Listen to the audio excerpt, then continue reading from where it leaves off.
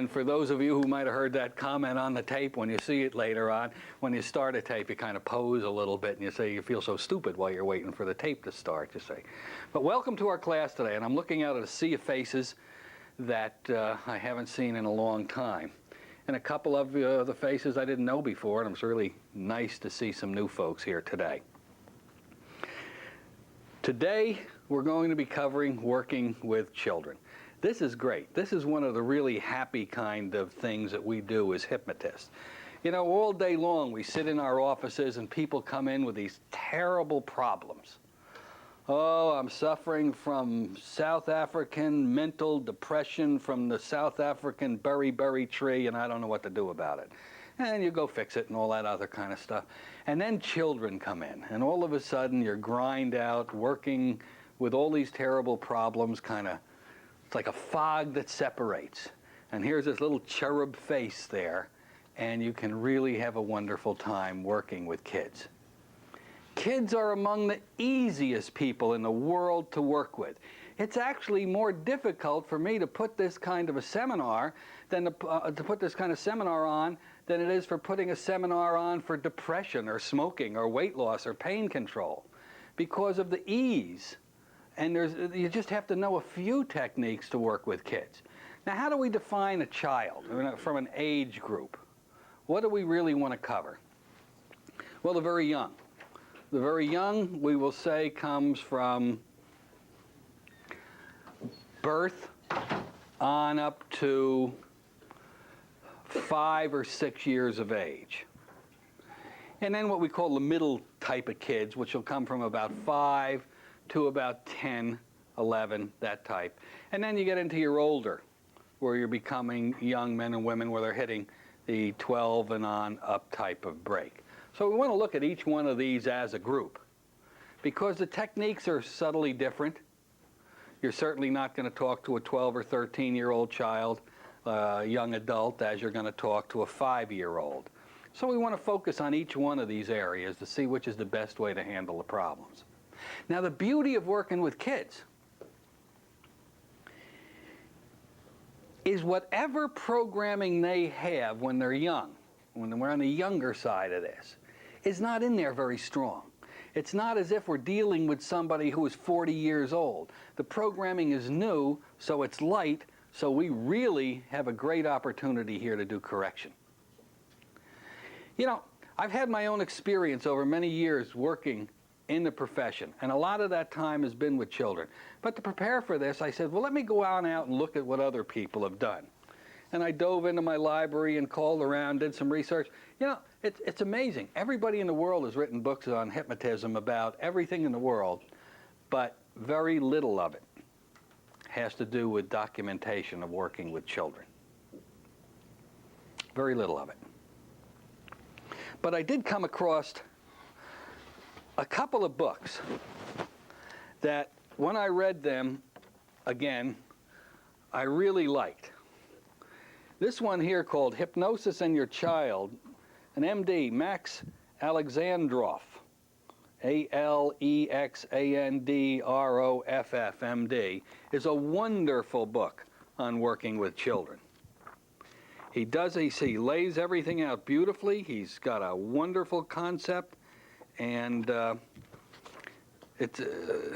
trouble is, I don't think you can find this book. It was printed in Canada. But if you can find a book, I recommend it highly. It's Almest Diversified Publishing in Ontario. Well, all right, Canada, not England. Almest, A-L-M-E-S-T, Diversified Publishing Company. I guess a bookstore could order it for you. And it's a wonderful, wonderful book on working with children. Sure, Max, M-A-X, Alexandroff, A-L-E-X-A-N-D-R-O-F-F, M-D. Another one, Hypnotherapy with Children by Gordon Ambrose. And I'll tell you something about, again, this is an English fella. Hear that, Adrian? A lot of the best work on children has been done in England. You can get this from the London Staples Press. And I'm sure any of these books could be ordered through a local bookstore. I think they're pretty universal on computers. Gordon Ambrose, A-M-B-R-O-S-E, is the author. He's an English physician. M.D., F.R.C.P., D.P.M. I like that. We're going to quote a couple of his things he discovered on working with children. So documentation on working with children is really not as extensive as it is with other things. That was hypnotherapy in your child. What was the title? Hypnotherapy with Children, the second edition. Children with hypnosis compared to hypnotizing adults is so easy. I mean, beyond easy. The reason is they don't have any fear of hypnosis. They haven't had the horror stories. They're not frightened of what they will say, again, primarily on the younger side. And as the adult, you're the authority figure. And believe it or not, kids do want an authority figure. They may not want the parent too much, but they want to be guided, they want to be controlled, they want to be told what to do. In the deeper inner parts of these kids, they know they need to have knowledge, and the hypnotherapist is in a beautiful position to give that to them. When we deal with children, remember, and most of you have taken my earlier classes, when we talked about the critical factor of the conscious mind, and how that critical factor doesn't form within an individual depending on how rapidly they mature until they're 4, 5, 6, or even 7 years old. And the critical factor, if we remember, is the part of us that stops suggestions from getting into the organic computer, into the subconscious mind. Once the critical factor is formed, then our mind becomes analytical. Then we question things that people tell us. But if we don't have a critical factor, and little kids don't, anything said to them becomes part of their programming, becomes part of their belief system. So in reality, if you want to look at it, kids are in hypnosis from the time they're born until the time that critical factor is formed. So you really don't have to get too tied up with inductions with these little people. They're already in trance. And many times what you do can, not many times, but occasionally trying to force a formalized induction on a child can be negative instead of a positive situation, as we'll discover. So what we got to do then is understand how a child gets programmed so we can use his natural ability to be programmed for them for change.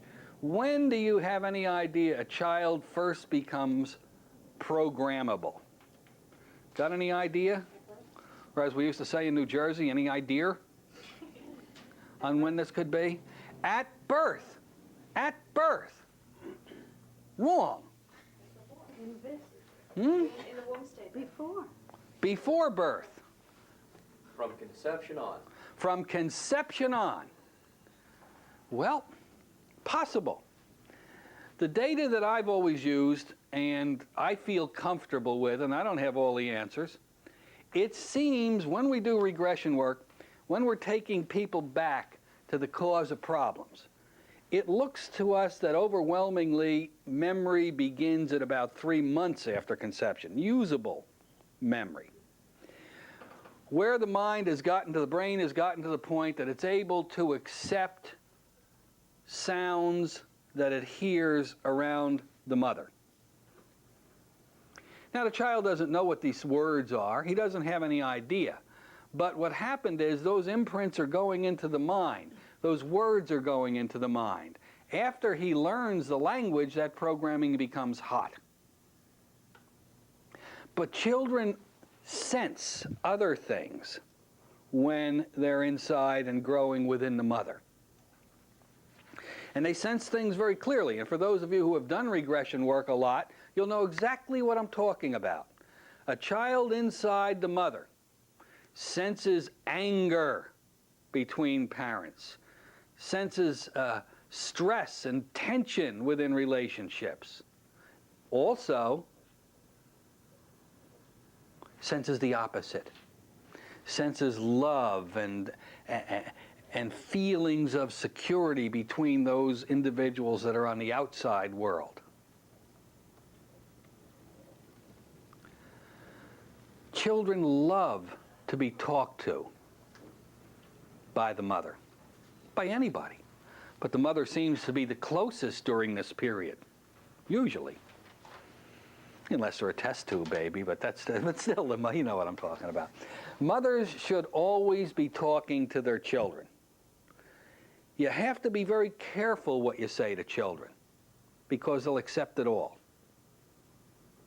And the greatest time to begin programming your child is while it's inside your belly. The greatest time. Doctors tell us that many, many times, and they don't understand why, but we understand why, that many, many times children come out at birth screaming like there's no tomorrow, screaming at the top of their lungs. I think it's possibly because they realize they don't want to be here, or they get off on the wrong planet, or whatever it might be. But other children come out, and they're very bubbly and quiet and loving, and you lay that little child on the mother's breast, and she holds that little baby, and it's just so peaceful and calm. And the way a child comes into this world, a lot of it is based on the programming they're receiving while they're inside the mother.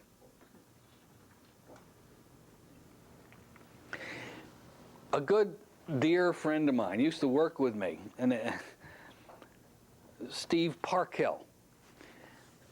Steve is an energetic and an exciting and an intelligent hypnotist, and a very caring person. And he developed a program. He says, you know, Jerry, he said, we go down to get a driver's license, and we have to pass a test. But we don't have to have a test to be a parent. And there is no rule book.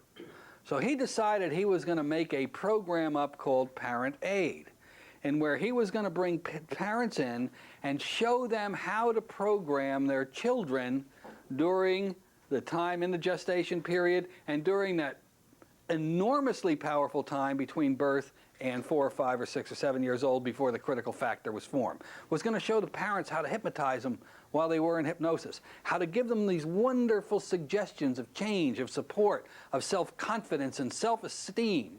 He made up a wonderful program. I mean, an outstanding program. I think by law in this world, anybody who gets married must first have to take this class as a requirement to get the marriage license, to let them know how painful or how wonderful their words would be. And Steve marketed this program. He had a radio show. He told all the parents about it. He rented this big room. And 6 people showed up. There's no interest. And other people around the country has done the same thing. There's no interest by the parent.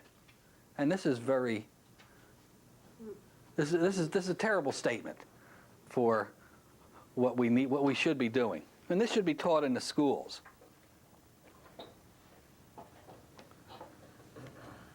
One of the things that we recommend that mothers do is, there's a company, I don't know what the name of it is, but I guess you could wing your own. They manufactured for a while belly phones, belly earphones. It was like a strap the pregnant mother would put around her, and it was like 2 pads with earphones, with little speakers, you see. And then it went to the tape recorder. And we used to give the mothers scripts, and Steve had some wonderful scripts, in which the mother would record on a tape all of these wonderful things that it wanted to tell a child. How much the child was loved, how much that child was desired, how wonderful of a life that child was going to have, how excited they're going to be because they're going to be able to do anything they want in this life, and on and on and on. And we taught the mothers, when you take a nap, just push the play button on this and let that wonderful programming flow through your child in there. And whoever made the belly phones, we heard through secondary sources, was stuck with about 100,000 of them. You know, he couldn't give them away. Nobody would listen to this. So this is what you're up against. The parents, they don't have an operational marriage manual.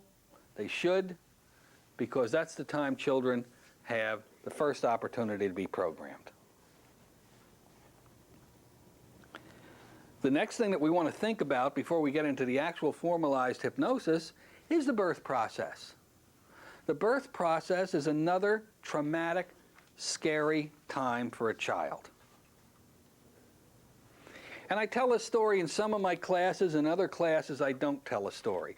But so many problems that we have, not only as adults, certainly as children, come from the birth process and the ignorance of the parents. Let's talk about it for just a second. What is the most powerful human need that any individual has? Somebody said it. Love. Love. Wrong. Now, you know, the answer is always universal. You ask a woman, she'll say love. You ask a man, he'll say sex. How about breathing? Well, that may be number one or number two and three, but that is certainly not number one. Every human being in this world has a powerful need for a minimum level of security. Remember that? Security is our most powerful need. So let's look at what happens in the birth process. That child is growing inside the mother, builds himself a wonderful house, this great castle. And he just floats around in there, and when I say he, I mean him or her. And, you know, as he gets a little older, he moves around and picks his nose and has a wonderful time, you say. He is constantly being held and loved by that mother. It is 9 months of absolute joy and happiness and comfort. Every single need that child has is instantly taken care of. It's fed anytime it wants it. This kid is more secure than he'll ever be again in the rest of his life. This is not a bad place to be. Why do you think little kids, when they get nervous, go back into the fetal position? They want to be back there. But what happens during the birth process? All of a sudden, this wonderful, secure child starts feeling earthquakes. As the first, what happens? Contractions. Thank you for not saying labor pains. When the first contraction begins, what's going on here? This is really strange stuff, you see. And this goes on, and the child's getting more and more curious, and he's trying to figure it out, and he's losing some security because of the confusion involved with this additional tension and stress. And then the water breaks. Oh, baby, now things really start to change. His house collapses. No longer can he move. And for the first time in his life, he feels something he never felt before in his life. Air pressure. 14 point some pounds per square inch, pressing down on every inch of his little body. Gravity. He has no idea what's going on. His security level has taken a real dump. Now, instead of having all this ability to move around and do all these things, he's being shoved down this little tight birth canal with all this terrible pressure on him, and the civilized woman, the educated woman, has been negatively educated in this particular process by physicians, by mothers, by television, by girlfriends, that this is a painful process and these contractions are going to be horrible, and there's lots of screaming that the child hears, and that confuses him, and he's having a terrible time moving. And what's happening to this great security the child had? Heading toward Cleveland. That's right. Thank you, Joe. Now the child comes out of the mother. Now a child is born with two natural fears, maybe more, but at least two. One is the, I don't want to say fear of falling, but fear of getting too close to the edge of a high place. That's to keep us from getting too close to the edge of a high place. And the other is the fear of unknown noise, and you know that always affects you as, for example, you're daydreaming at a traffic light, somebody blows the horn, and boy, you go out of your skin, you don't know what it is. So here comes little Junior, pops out of the mother, and now what's the first thing he senses? Light. Doesn't know what that is. What's the next thing he senses? It's cold out here. No matter what the delivery room temperature, he's coming out of 98.6 into what, 85? He's freezing.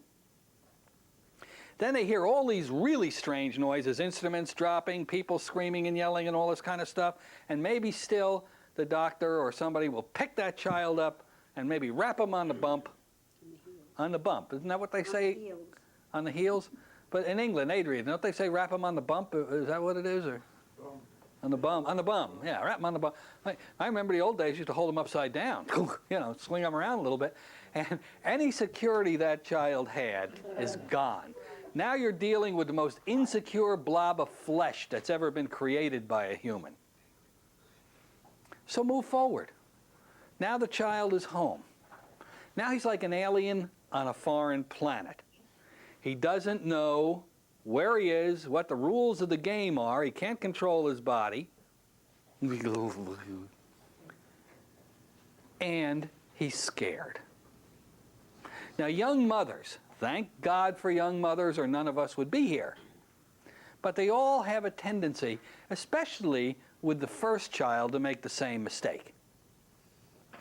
And that is, whenever a child cries, they think that child cries for one of two reasons. One, Hunger or wet? it's hungry. Or two, Wet. well, it might be more than wet. It needs a diety change, you see. So young mothers always give what we call the hooked finger technique. They go in and they go, and check out to see what's going on down there. Now, if the diaper needs changing, they change the diaper. But many times, there's nothing wrong down there. There's nothing that needs to have something done. So the young mother then says, well, the child must be hungry. And they pick the little baby up and they hold it. And what they really don't pay attention to at this point is that when they hold that child next to him, more often than not, the screaming stops. He becomes very quiet and very calm. But because the mother is still on that hunger concept, she flips out a bottle or a breast and sticks it in the baby's mouth, and the natural instinct of the child at that age, when something goes in its mouth, is to what? Start munching away on it. This scenario happens hundreds of times between birth and, let's say, the age of about 9 months. Now, our subconscious computer, which is wide open to programming, gets programmed erroneous at this time. It gets programmed that, you see, the child is not really hungry many times. And when he's eating or being held by the mother, he has this wonderful feeling of security go back into him that he was lacking. So very quickly, an erroneous program comes on which says, when I get fed, I feel secure. Not when mother holds me, I feel secure. And many times later on in life, when people grow up, hopefully they get enough security from their inner reaction with their mothers, their fathers, their brothers, their sisters. But later on in life, they might reach a period where their security goes, a business failure, a love affair that went awry. And the security level of the individual goes down, below the level of safety. And the subconscious protective mind says, I've got to save this person. I've got to give this person a security. Where can I find it? And it goes back in its memory banks. When mother held me and fed me, I felt so secure. And these people, from that moment on, if you want to find them, look for the refrigerator, because you're going to see their ankles sticking out of it. And when you eat for security, you only have that feeling of security when food is in your mouth. As soon as you swallow, it goes away. Now, that's why a lot of people in this world become overweight, is they're eating for security because of bad relationships, bad business situations, unhappy lives. They're lonely. They're home alone at night. They're scared. They may have a husband and 3 kids and are still alone, even though they're surrounded by them. And they start eating. The other scenario is simply to take the same child. If you look back at security, or the lack of security is the beginning of so many problems. If this security was given to the children when they were young, You know, smoking. We go over smoking. It's the same thing. When a child hits what age? Any of you are ex-smokers in here besides me? What year did you, how old were you, Erwin, when you started? In my teens, I guess. In your teens, yeah. How about you? I started when I was 11, and I have some children that started, one of them started when he was 7. That's young. Really? Yeah. That's young. Around 10, 11, yeah. What happens, though, is normally the kids are going to start a little older than 7. You know, they're going to start around the middle school area is generally what we see a lot. And that's because all of a sudden they want to be associated with this other group of kids.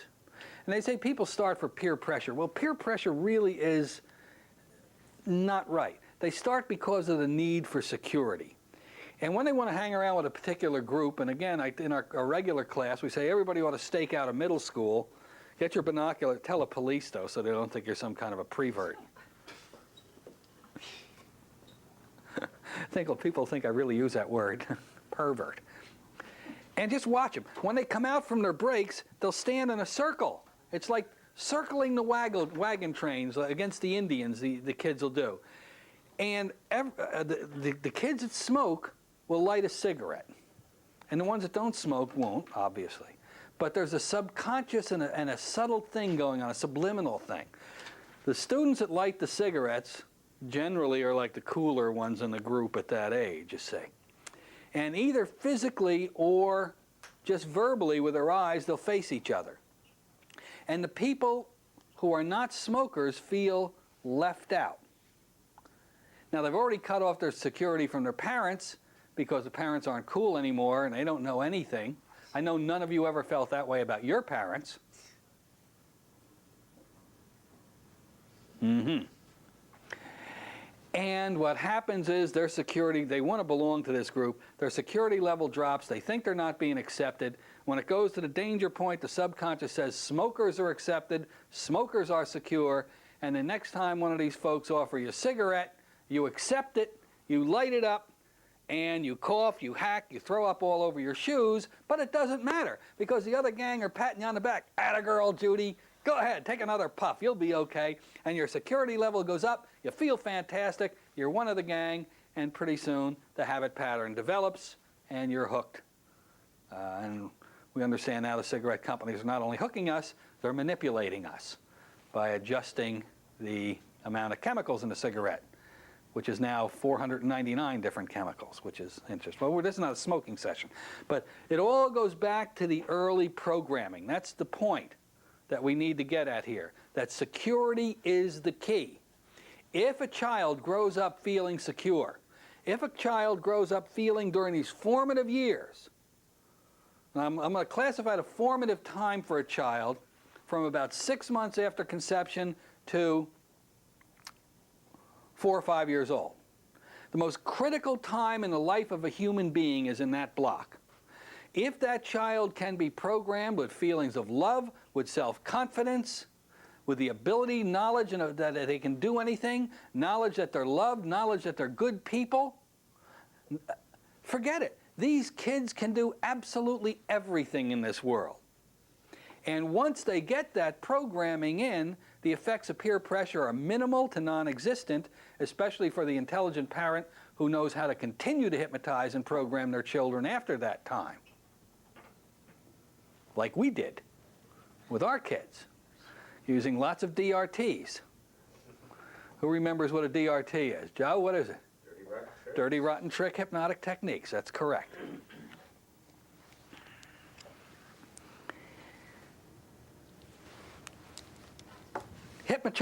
A child is hypnotizable not only in the womb but from birth on, like you said. And what do we mean from birth on? We know the critical factor isn't there. We know they're open to programming. And we use the term most of the time when we talk about programming, we focus on the mother. Because the mother is, let's face it, has the responsibility of raising kids in this world. Husbands do the best we can, but we're kind of awkward and choppy, and we don't have that natural ability that the mother does. And when the mother sits with that child, that little infant, maybe in a rocking chair, maybe the baby has a little colic or a little extra gas or something like that, and the mother's rocking that child. I can remember Shirley. Remember the spit towel you used to put up here?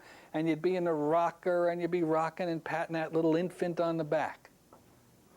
Or holding the child down here and rocking that child. That child at that instant, at that point, is so open to whatever you're telling that child. Your words at that point are the most wonderful gift or the most vicious, debilitating sword of mental death that you could ever give your child. What you say to your child during those times, in many cases, will determine how your child is going to be later on.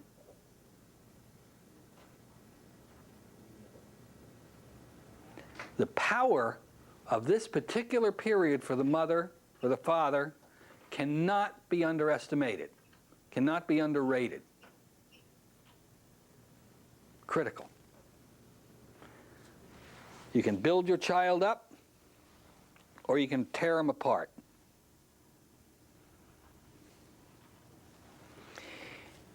When we deal with kids under 5, you really don't have to focus that much on formalized hypnotic techniques. We are not the slightest bit interested in the therapeutical techniques. What we're really interested in is in the outcome. How are we going to program these children? We're going to show you some pretty neat ways to do that. And we're focusing now on the younger people, on these really, really small people. A parent has to be, and you as therapists, you as hypnotherapists, it's your job not only to work with the child, because you can do all the most wonderful work in the world with the child, and that child can leave your office feeling fantastic, feeling transformed, and 5 minutes later the parent can rip everything away from them. All of your work can be destroyed in minutes by the parent.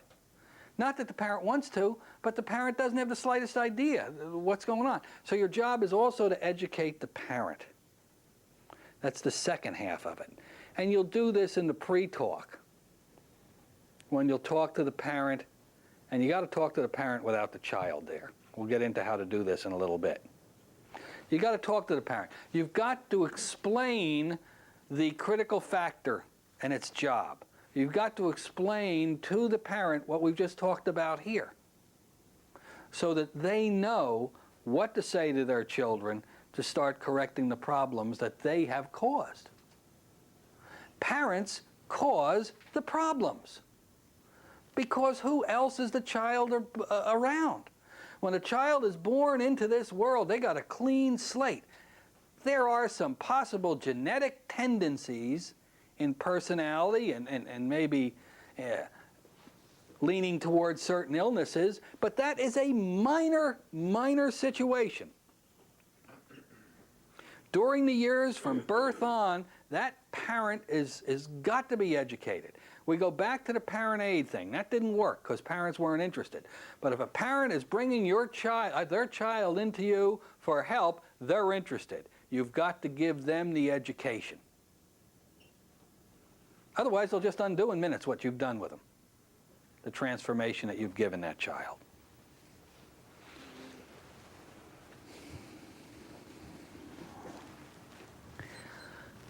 I made a note up there that just triggered me back to, like a flash word, it triggered me back to about 20 different case histories that I'm not going to relate to you because it's boring. But I will tell you this. Alcoholism,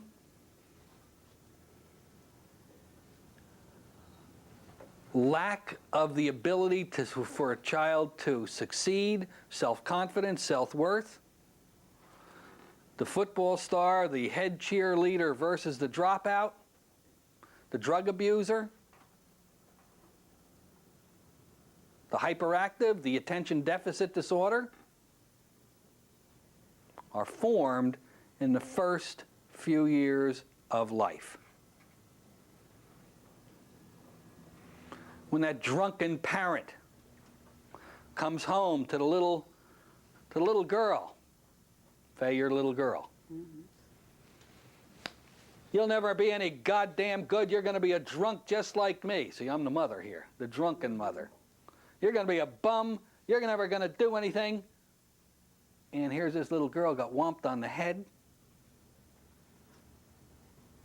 The programming is in there so powerful. Now, we learned in our regular hypnosis classes the power of the compounding of suggestion. You give a person suggestion once, it's weak.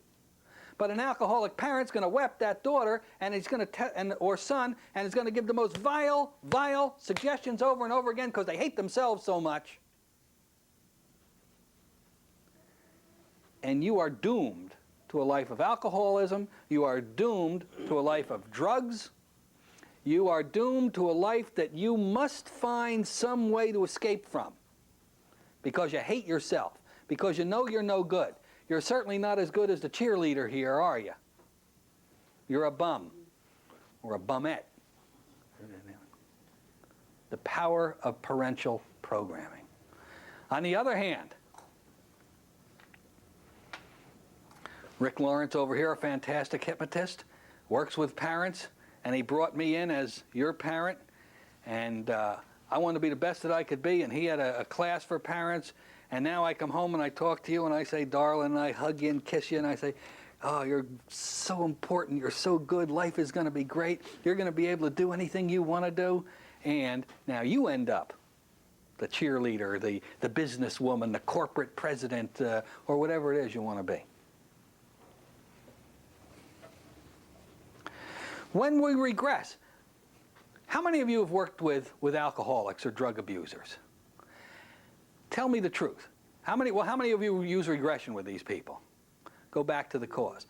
How many times has the cause of this problem been discovered by you as the abusive, unsupportive, debilitating parent giving suggestions to the child? It's always there. It's always there. When we do alcoholism, we don't even talk about alcohol. Alcohol has nothing to do with the alcoholic. We must first remove those terrible feelings of low worth, low self-esteem, and through the very therapies that and direct suggestion is not going to work for that. We've learned that. We got to get them back to that age so we can reprogram them.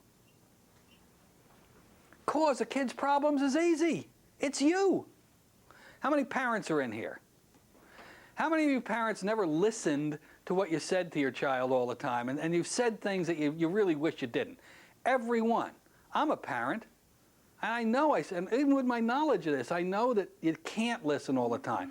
But if you do know, you can focus and you can change, and you can be so supportive that you'll make those changes with your child.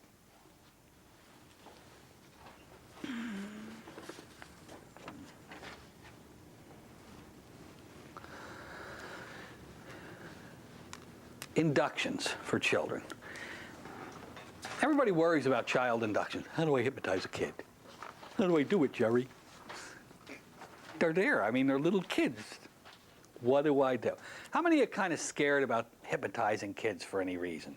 Maybe not scared, but you don't know the right technique. You feel a little insecure about the technique. Yeah. Well, believe me, you ought to be more scared about hypnotizing the adult, I'll tell you right now.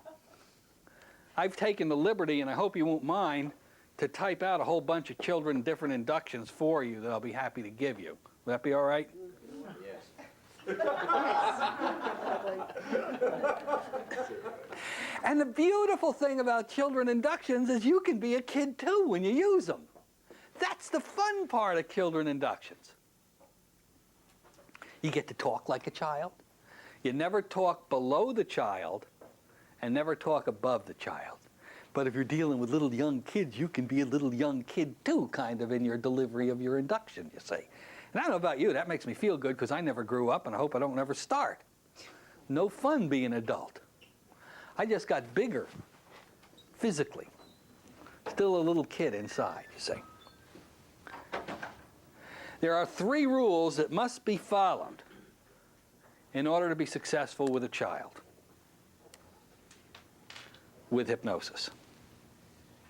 The first is the most critical, most important of all. You must gain the child's confidence.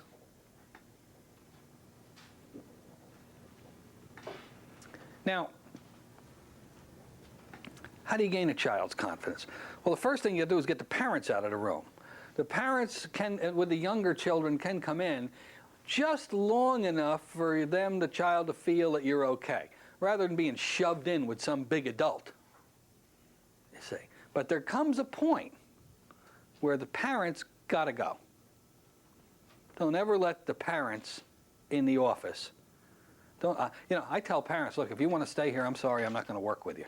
I'm not going to work with your child. Why? Who is the cause of the child's problem? The parents. Now, they may be very loving parents, but how am I going to get the child to tell me what caused the problem if the problem that is sitting right there and it's the parent? It's not going to happen. So you got to get the child's confidence. And you do that initially with the younger children by having the parent in there until they feel confident, and then get rid of the parent. So, okay, wait outside. I'm going to talk to Joey alone. Now, with older kids, they're glad to have the parent. They don't want the parent in there in the first place, so you don't have any problem with that at all. You gain the child's confidence by talking to them, just like a human being, not like an adult, not criticizing the little person. We'll give you some little neat techniques in a second on that, but I want to get into the 3 rules first. Then you got to tell a child what you're going to do. Children are little, but they're very intelligent for their age. They want to know what's going on. Why am I here? What are we going to do? And I just used to tell the little people, well, you're not unhappy with this. You don't really feel good about whatever the problem is they're coming for. You're not doing well in school, are you? And I know you'd like to do really well in school, wouldn't you, Judy? Yeah, I would. But you just don't seem to be able to do it. No, I just can't seem to keep up with the rest of the kids. Well, what we're going to do in here is we're going to help you so you can keep up with the rest of the kids real easy. And how we're going to do it is we're going to have you close your eyes and get nice and comfy and have a good time. And I'm going to talk to you. And after I do, you're going to open your eyes and you're going to feel so much better. And you're going to be able to go on out there and just do great things. Wouldn't that be fun? Yeah, that'd be okay. That's all you have to tell the kids. Now, dealing with kids, we use a word in hypnosis that we don't use with adults when we're dealing with hypnosis. Because remember, their vocabulary is limited.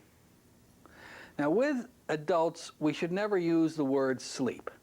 Because we know when we're in hypnosis, we're not asleep, we're relaxed. And that's a negative word to our profession. We shouldn't use it. On the other hand, with children, it's good to use the word sleep because they know what it means. That they close their eyes and they feel comfy and you're going deeper asleep. We'll get into this in a little while. But it's okay to use the word sleep with a child.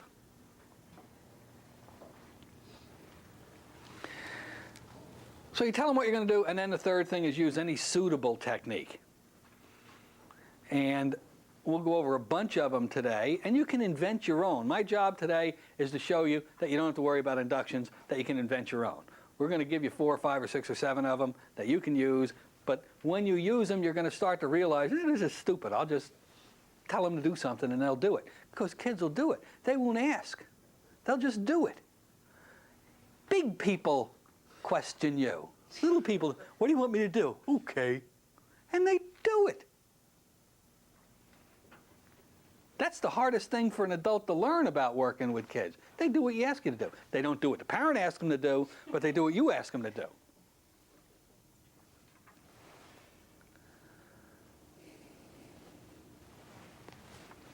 Getting their confidence.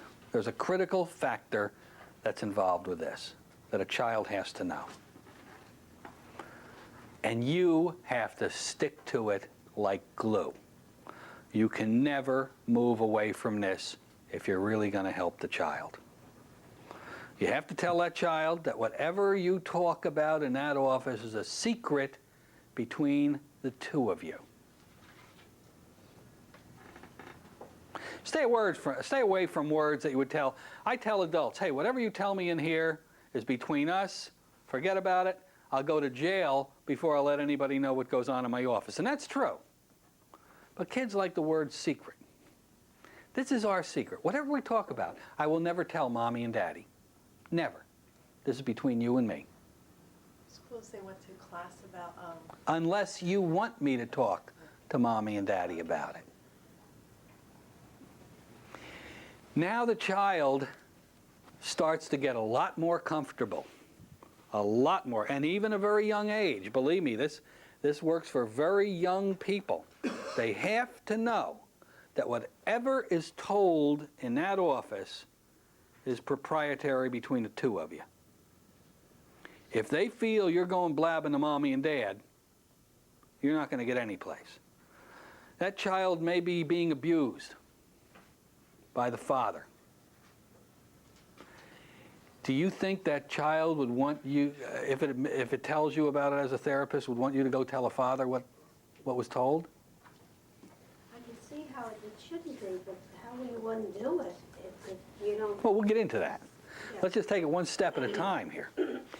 But before you can begin any kind of a change with a child, or even have a ghost of a chance to work with them, you've got to have this confidence that it's a secret. I'm going to go over here by Rick Lawrence for a second, and I'm going to have him look here. Rick, parents cannot be their own child's therapist. Amen. Can't do it. You can't do it. You may be the greatest hypnotherapist on the planet, but you will not be allowed to work with your own child. Why? I'm not going to tell you. They're not going to tell you what, Faye? The secret?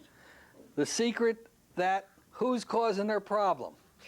They're not going to say, it's all your fault. Well, they do when you're 13.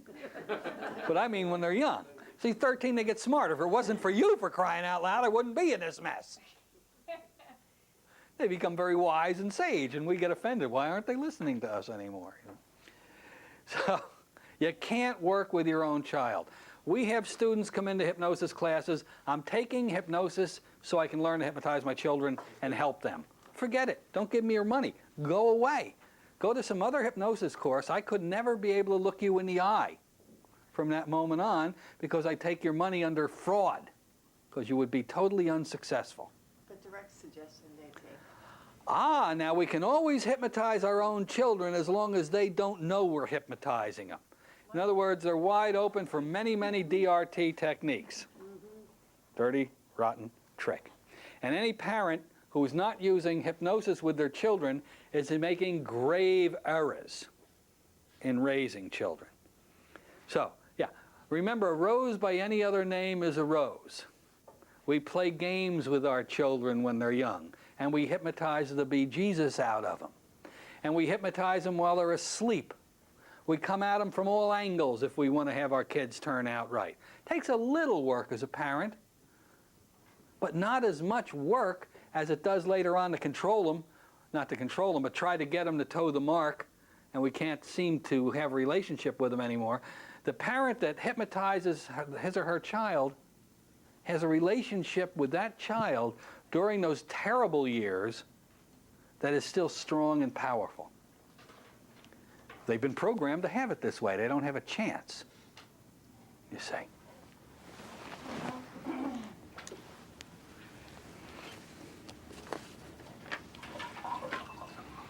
Now, when you're talking to the child, let's call it a pre-talk, but it's, from a pre-talk point of view, it's very loose. We basically don't have to talk to them about hypnosis. As a matter of fact, the more you start talking about hypnosis with a child, the more you're going to be shooting yourself in the foot. You stay away from it as much as possible. We're just going to have you relax. We're going to have you take a little nap. I'm going to talk to you. You're going to feel great. Of course, answer any questions they might have. But what you need to discover during this, in quote, pre-talk with the little person, you want to find out about them. You want to find out what hobbies they have. What do they like to do? You need to find out what their favorite TV show is, especially if they like cartoons. Who are your favorite cartoon characters? because you're going to use this stuff later. You want to find out who their idols are. And brother, wait till you find out who their idols are. You'll be amazed. I had this little boy one time I was working with not too long ago, and he was only 4 years old. And as a man, I'm really not that comfortable with these little people. To me, working with children comfortably is like 5+. I love, as a man, between 5 and 10. I really feel good with kids that age. Younger than that, I get a little bit of it. I get nervous and jerky with them. Anyway, I said to this little fella, I said, now, who's your idol? I said, who do you really look up to? He looked up at me, he says, Madonna. I says, Madonna? I says, where'd you see Madonna? He goes, on television. I says, Madonna's not on television. She doesn't put shows on television, does she? He goes, well, yeah. And I said, what show was it on? He goes, well, he says it was on that channel, that 51. I says, 51? What is that? He goes, Daddy watches it all the time. I said, oh. He says, yeah. He says, well, it was a Playboy channel on television, and Madonna had a show on that. So here's another thing, letting this little rugger watch that particular channel. I don't know what effect that might have on him, but it would be interesting, you see. So you're going to be surprised when you start discovering who their idols are, because you can have them in hypnosis if it is a good idol, you know. Like, I'll date myself for the sake of me, but if I was hypnotized when I was young and told that I was going to be like John Wayne, who was my idol when I was young, you know, that would have been great. I mean, boy, this was like an all-American type of guy, the flag. And, of course, I would have had to develop the walk then, you know. But that would have been all right, too, you see. So the idol will work for you. You want to know who their idols are. You want to know who they'd like to be when they grow up. What would you like to be when you grow up? Or who would you like to be like when you grow up? And they'll tell you. And it seems like the younger, they have very definite ideas when they get young, when they're young, and those ideas dilute as they grow up a little bit and they become more insecure about what they want to be.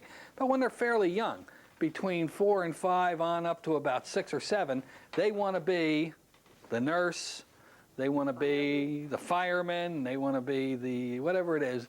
They're very powerful. And then try to narrow it down to an individual person. But many times that's not possible. But if you can get an individual person, fireman, the fire chief, and stuff like this. And that's important for when you start doing the work with them. Because kids are so highly suggestible, so unbelievably suggestible. Just having a little bit of knowledge of what they'd like to be or who they'd like to be like is a major edge up for you. But you're going to run into this one kid. This is the one you want to grab by the neck. Who do you like? I don't know. Who do you want to be like? I don't know. What do you like to do when you're not in school? I don't know. Now what do you do? Now you got nothing but I don't know as answers. I don't know. I don't know. And you got to get this kid turned around. You got to get some information from him.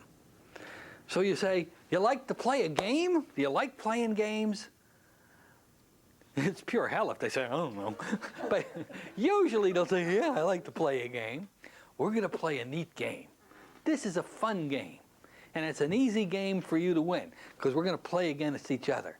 We're going to play because you're very good at it. I've discovered that. We're going to play the I don't know game. Okay. Would you like to do that? No, I don't know. We're going to play the I don't know game. How do you do that? This is easy. I'm going to ask you a question, an easy one. No hard ones here. And every time you say I don't know, I get a point.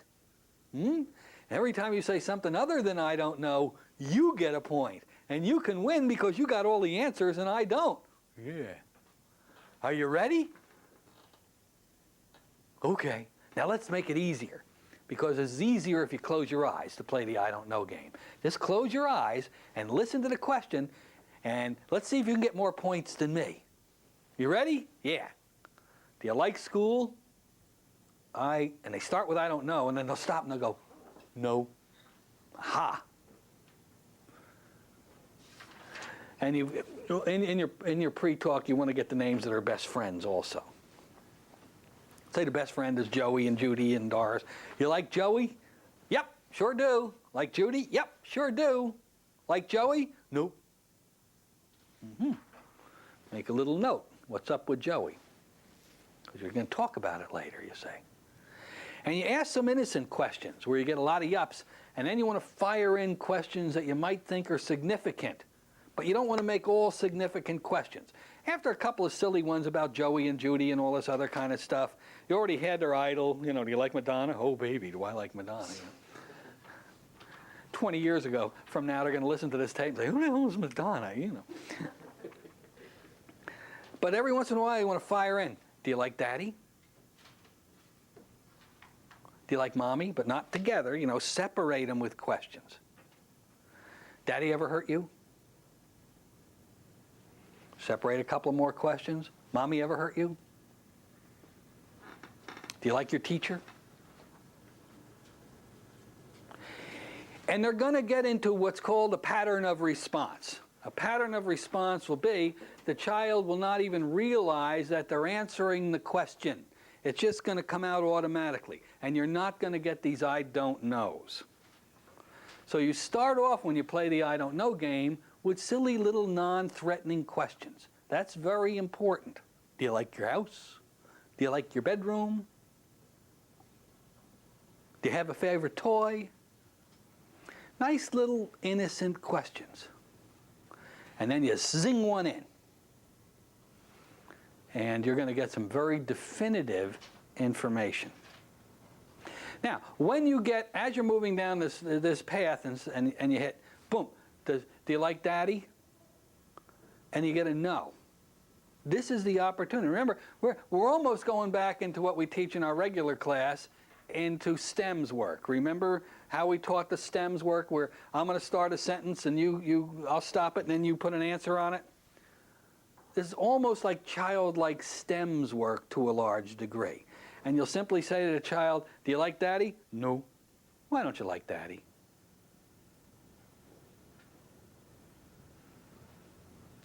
And many times there's going to be silence.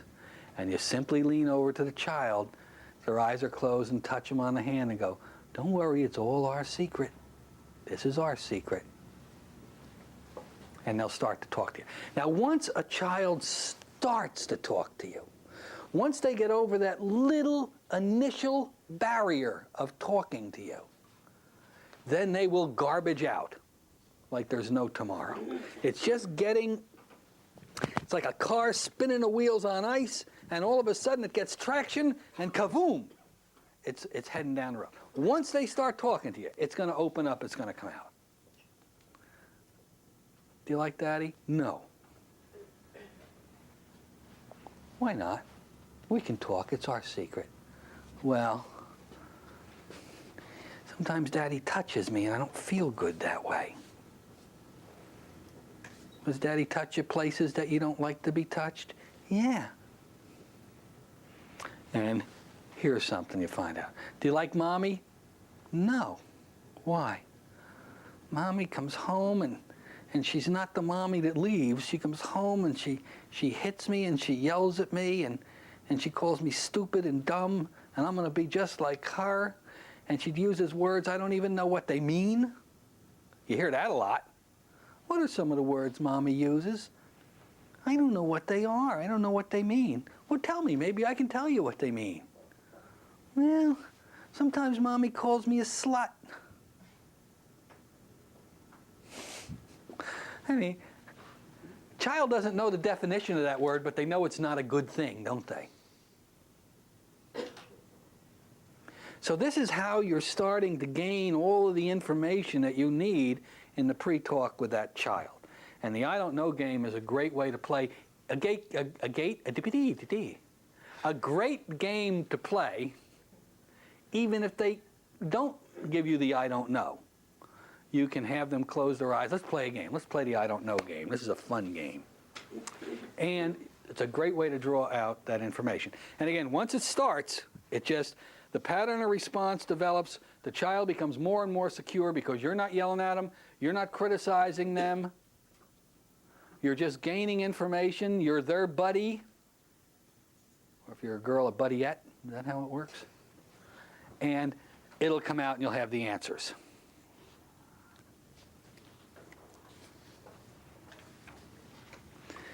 Once you get the answers, once you have a picture of what this child, you want to ask what the child's, get a general view. What do you do when you come home from school? Are you allowed to go out and play with the other kids?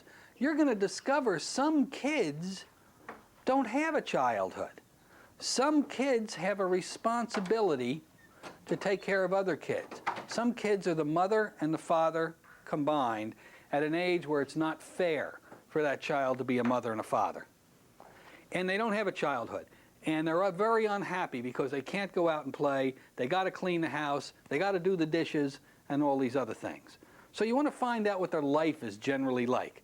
What do you do when you get up in the morning? Who makes breakfast for you? Do you got to, well, I make it myself because nobody's home but me. Find out what you got there. Ask questions about these little people. They'll tell you. You got everything you need. You know that this particular infant is, or young person, is not in a happy home. Does mommy and daddy fight a lot? Do they argue? Any of you come from a dysfunctional family?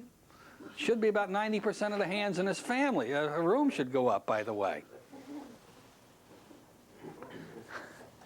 Children get programmed tremendously by their parents' behavior toward each other, as we'll discover in a few minutes. So, find out the relationship. Are there a lot of arguments, or is it a quiet house, or does mother do all the screaming? You find out a child's being abused. What do you do legally?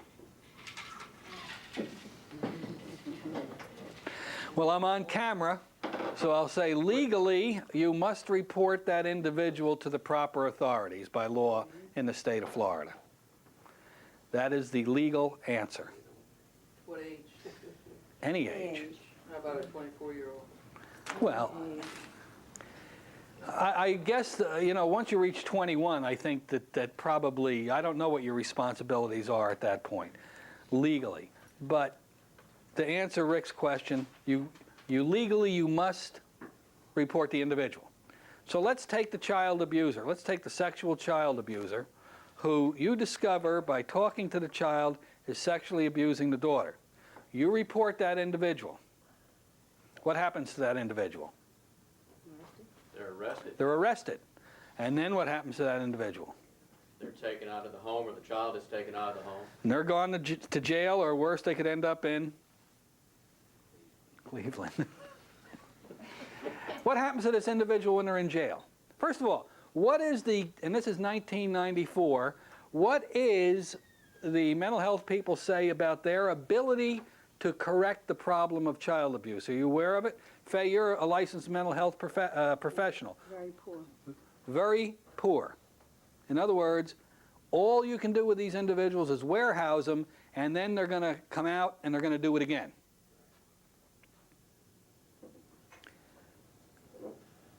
So what have you accomplished? You've gotten the person away from that person, but they're going to get somebody else, aren't they? Right. It's counterproductive. There's no question about it. It is counterproductive. How do you work with it? All right. First of all, you have to understand why a person's a child abuser. And that's a little different for every person. But generally, again, you're going back to they don't like themselves, they hate themselves. They very probably, in many cases, were abused also as children. This early program of that individual, to make a long story short, is causing them to be the way they are now. It is such a simple technique with a child abuser who doesn't want to be a child abuser to get him into hypnosis, to regress him back. Simple therapeutical techniques that we all know how to do. with the chair therapy, with the deathbed therapy, with the desensitization therapy to eliminate these people from being child abusers. And they won't hurt anybody again. The problem is, I know, and of course I wouldn't do this, but I know some hypnotists who, when they discover this, let's say it's the father, call the father up on the phone and said, can you come by the office? I need to talk to you about, or I need your signed permission to work with your daughter. Whatever scam you can get them into your office. You get them into your office, you sit them down, you say, look, I know what you're up to, and you got a couple of choices.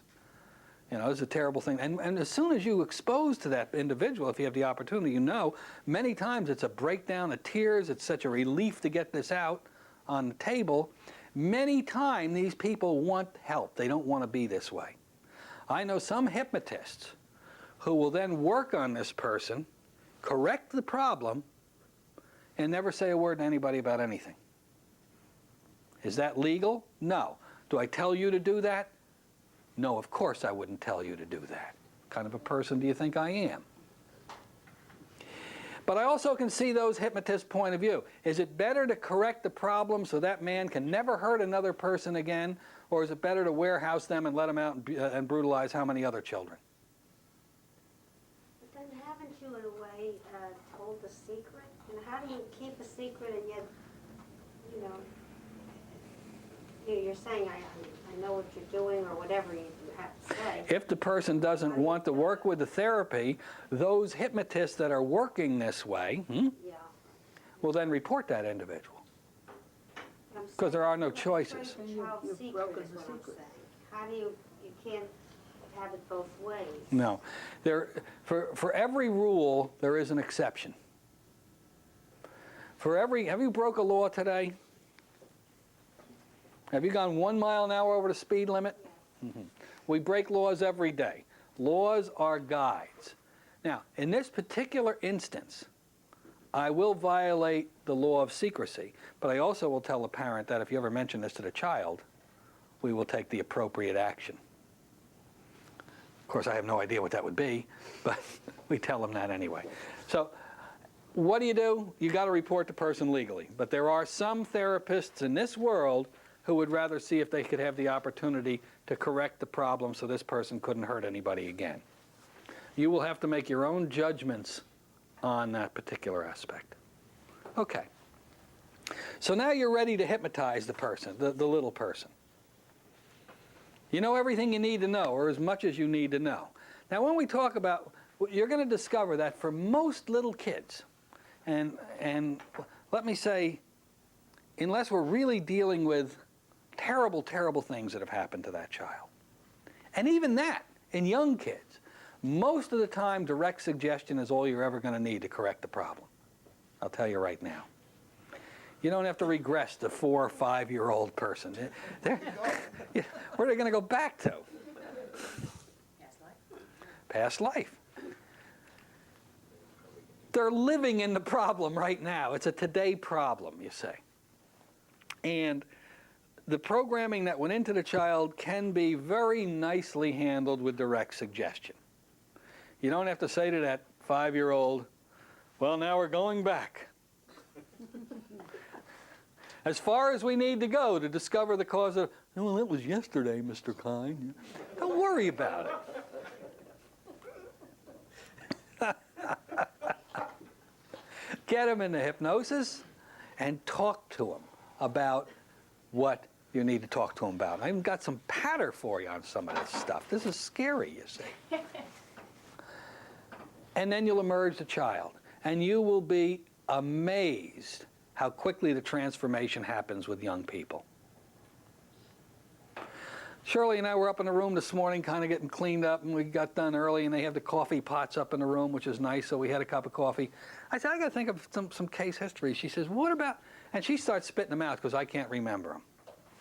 And there was this one boy that the parents brought him into me, and he was, I guess, 6 or 7 years old, and he was declared ADD, hyperactivity. He was on several drugs. We'll save that for the next seminar. But the whole point is that I saw him once and he was fine after that. Never had another problem. I didn't need any regression. We didn't need any abreaction therapy. We just talked to him and gave him one little technique that he could use anytime. And he became, his grades came up from the gutter to the high B's, and he was probably doing really well. It's not hard. In other words, what you don't want to do is start building in a lot of convoluted, complex ways to work with kids. It's not that way. So the induction. What are we going to do with these ruggers? Let's go over a couple of kiddie inductions. Chuck, we have a break up here. Jenny is asking for a break. She's sitting there and she's kind of turning purple, squirming around. Well, actually, it's probably a good time to take a break, because once we get into inductions, we want to stay there for a while and demonstrate and do all these things. So how many of you want a break? All right, let's take a break. Come on back in 5 or 10 minutes. As soon as we can, we'll get going. Welcome back from your potty breaks. You all look much more comfortable, including Jenny, who called for it in the first place. Before we broke, that's down on posterity now, Jenny, you know. We won't tell them your last name, though, so you don't have to get that red in the face all the time. Let's get into the children's inductions, because this is the part I know that you're really interested in. How do I get these little ruggers into trance? And it's very, very simple. I've got a whole bunch of them handed out for you, and for those of you who may get this tape later on, those handouts will be included for you also. Remember, get their confidence, find out about the child as much as you can, and then hypnotize them. And basically, in the younger age, just function, go with the direct suggestion. We'll show you what to do next. So what I have to do is, as a demonstrator unit, I have to get me a child to demonstrate on. I see one now.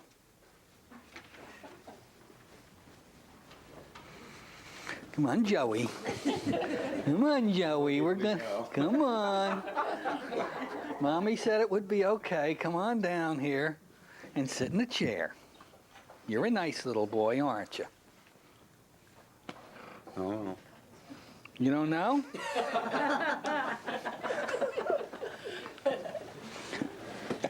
Now, we're going to make believe he's on the. He's probably 5 years old or 6 years old. Now, if you're dealing with people younger than that, then you really don't even need a formalized induction. Just talk to the child. Get close to the child. They like you in their space. Get close to the child and just talk to them. You can have them close their eyes while you talk to them, and that's all you'll ever have to do with the really young children. That's all I have to do with him at his age, but that's besides the point. He's just one of those folks that likes to be programmed with good stuff, you see. So now we're just going to take the scenario that I have found out about you. We've discovered that you're not doing really well in school, and you're not as good as the other kids, and what are you eating? Lifesaver. You're sucking on a lifesaver and you want me to hypnotize you? Joey? No. I was sucking on a lifesaver and you came and got me. Stand up. Sit down. See, that shows me he's able to follow suggestion, you see. Isn't that wonderful? Now, have you ate your, I've been stalling, giving you time to swallow your lifesaver here. Yeah. Let's start off with a technique that is a very easy technique and kids like a lot. The bucket of water technique. It's all typewritten out for you. You don't have to write a thing down. This is a great technique. Turn that chair a little bit toward me. You look a little crooked. No, back the other way a little bit. No, back the other way. What? That's good. So we're on like a 90-degree angle.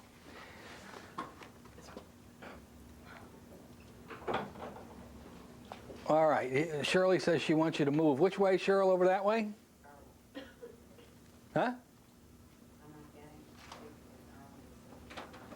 Erwin, go sit in that chair over there, would you, for now? Is this better? Or should I move? Jenny, go to your side over that way. No, you go a little bit that way. Okay. How about now? Or is Mike in the way? Mike, go sit in that chair right there. Good. Wonderful. Okay. Well, when you're dealing with little kids, you see, you gotta make sure that you got the right angle here. Okay, the bucket in the water technique. This chair is not the greatest, but it'll do. You know, the kids like kind of biggy, fluffy kind of chairs to sit in, and they like to get swallowed up in chairs and things on this order. But no matter what chair they're in, if you're using a chair that has to have an inside to it, in other words, you don't want them on the middle of a couch or something, because you like to play games, don't you? Mm-hmm. You have a good time playing games, don't you? And you want to be better in school, don't you? You really want to do good like the other boys and girls, and then be able to really get those good grades, wouldn't you? This is especially good technique, by the way, to deal with asthmatics type of children. Tie up their mind. Get them to be focused on doing something else. That's one of the main characteristics of children's inductions. Okay, Joey, let's play a game. You come nice and comfortable in that chair? Yeah? All right. Now, just close your eyes, and I'm gonna describe something to you. And I think you're really gonna enjoy this. I want you to imagine on your right side, that's this side over here. You see, sometimes kids don't know the right for the left, so make sure that you tell them which one it is. On your right side over here, right next to the chair, where you can reach it easily, is a big bucket full of warm water. Big, big bucket. I want you to imagine that, okay? And I want you to imagine that floating on top of this big bucket is a ball. What color is the ball? Blue. It's a blue ball. Isn't that wonderful, you say? Now, I want you to take your hand, your right hand over here, and put it on top of the ball. Now, press the ball down into the bucket of water, push it under. Now, release your hand, bring your hand up and watch. See, the ball comes right up again, doesn't it? Boings right up again.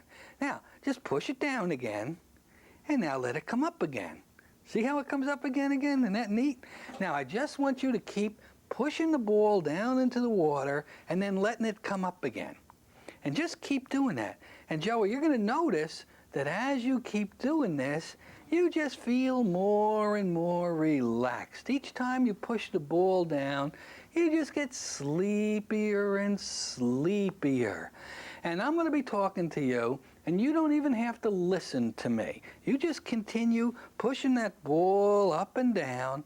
That's good. And you don't even have to listen to me unless I press on your shoulder like this. When I press on your shoulder, I want you to answer a question. You got the idea, don't you? So just push that ball down and up, and notice how sleepy you get each time you press that ball up and down, and you feel yourself growing more and more comfortable, don't you, Joey? Yeah, it's a nice feeling, isn't it? And you just keep doing that and don't pay any attention to me whatsoever until I press you on your shoulder again. Joey, you know, you are a very smart little boy, very intelligent little boy. You're going to discover now that when you go to school, you're going to look forward to going to school because it's a wonderful time for you to show off. Yeah, a time to show off.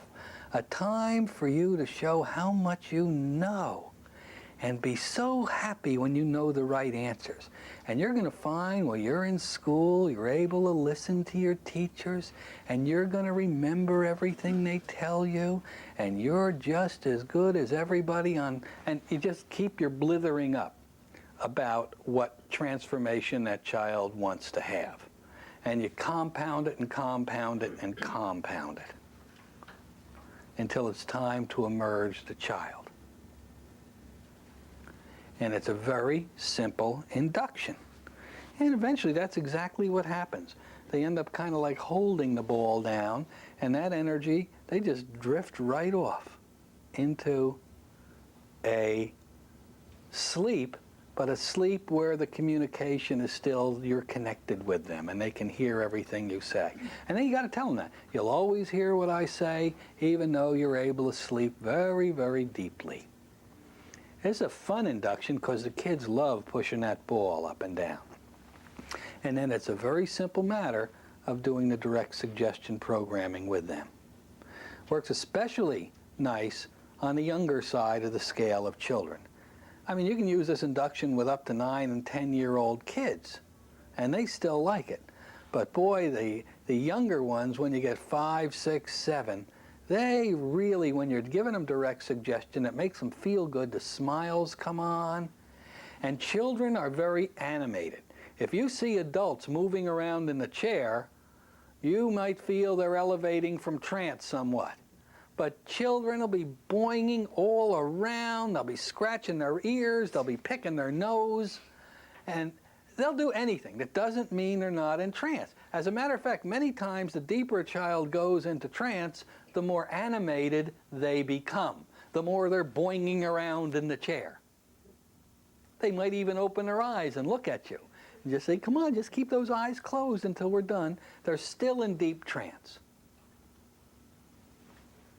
If he stops pushing the ball up and down, that's a good sign, just to Yeah. let him have it. Yeah, he's just, and finally just too much effort to push the ball up and down anymore. And you just don't say anything about it. You just, that's a good sign, to answer your question. Whereas my friend Don Motten says, that's a good thing. See?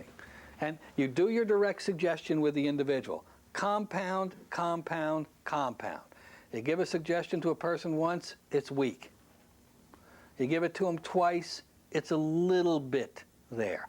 Give it to them the third time, it becomes a little stronger. The fourth time. For a suggestion to really take effect and be powerful within a person, how many times do you think you might have to give a person a suggestion? It could be up to 15 times with an adult, much less with a child. Child 4 or 5 times, they're going to have it. The older the person, the more you got to compound the suggestion. Within one session or? Within one session, absolutely. Somebody my age, you'd have to give it to me 483 times, you see. It's a function of age.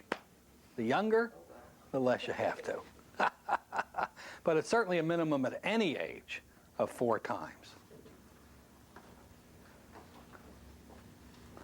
Kids want to feel loved. That always has to be part of your suggestions. They want to feel self-confident, and some other things we'll go over. So that's a very simple little induction that kids love a lot. All right, Joey, in a moment, I'm going to have you open your eyes, and when you open your eyes, you're going to notice how good you feel. I love an Elminian emerging technique for kids, rather than, I'm going to count you from 1 up to 5. Whatever number I say, you grow more and more alert, more and more refreshed. Well, you generally don't have to worry about kids driving home. So you can leave them a little bit still in a hyper-suggestible state after they emerge. That's what you really want them, in kind of a nice, still, highly suggestible state after trance emergence. So, Joey, in a minute I'm going to have you open your eyes, and when you open your eyes, you're going to feel just great, because you know you're just as good, you know you're loved by everybody, and you're a fantastic person, blah, blah, blah, blah, blah. All right, Joey, now open your eyes and notice how good you feel. You feel good, don't you? Mm-hmm.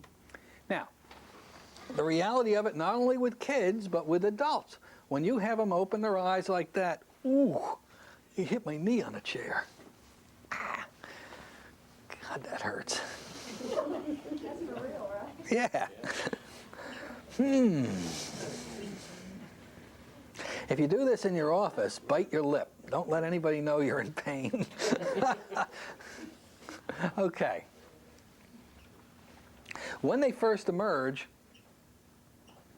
they are still in a hyper-suggestible state, irrespective of age, irrespective of, you got an adult in somnambulism, you bring them up. Now this is a great time. You've got anywhere between 30 and 90 seconds of hyper-suggestible critical factor bypassed individuals sitting in this chair. In other words, whatever you say to them, they think they're emerged from hypnosis, but they're not. They're on the road up. So now's your opportunity. Joey, you know, you're really going to do good in school. You're a very smart little boy, aren't you? Sure you are. And you're going to go to school, and you're going to be so excited about school, and you're going to focus on that teacher, and boy, whatever they say is going to go into that smart brain of yours, and you're going to do just terrific. Those other kids aren't going to bother you at all because you're smarter than them, aren't you? Yeah, you are.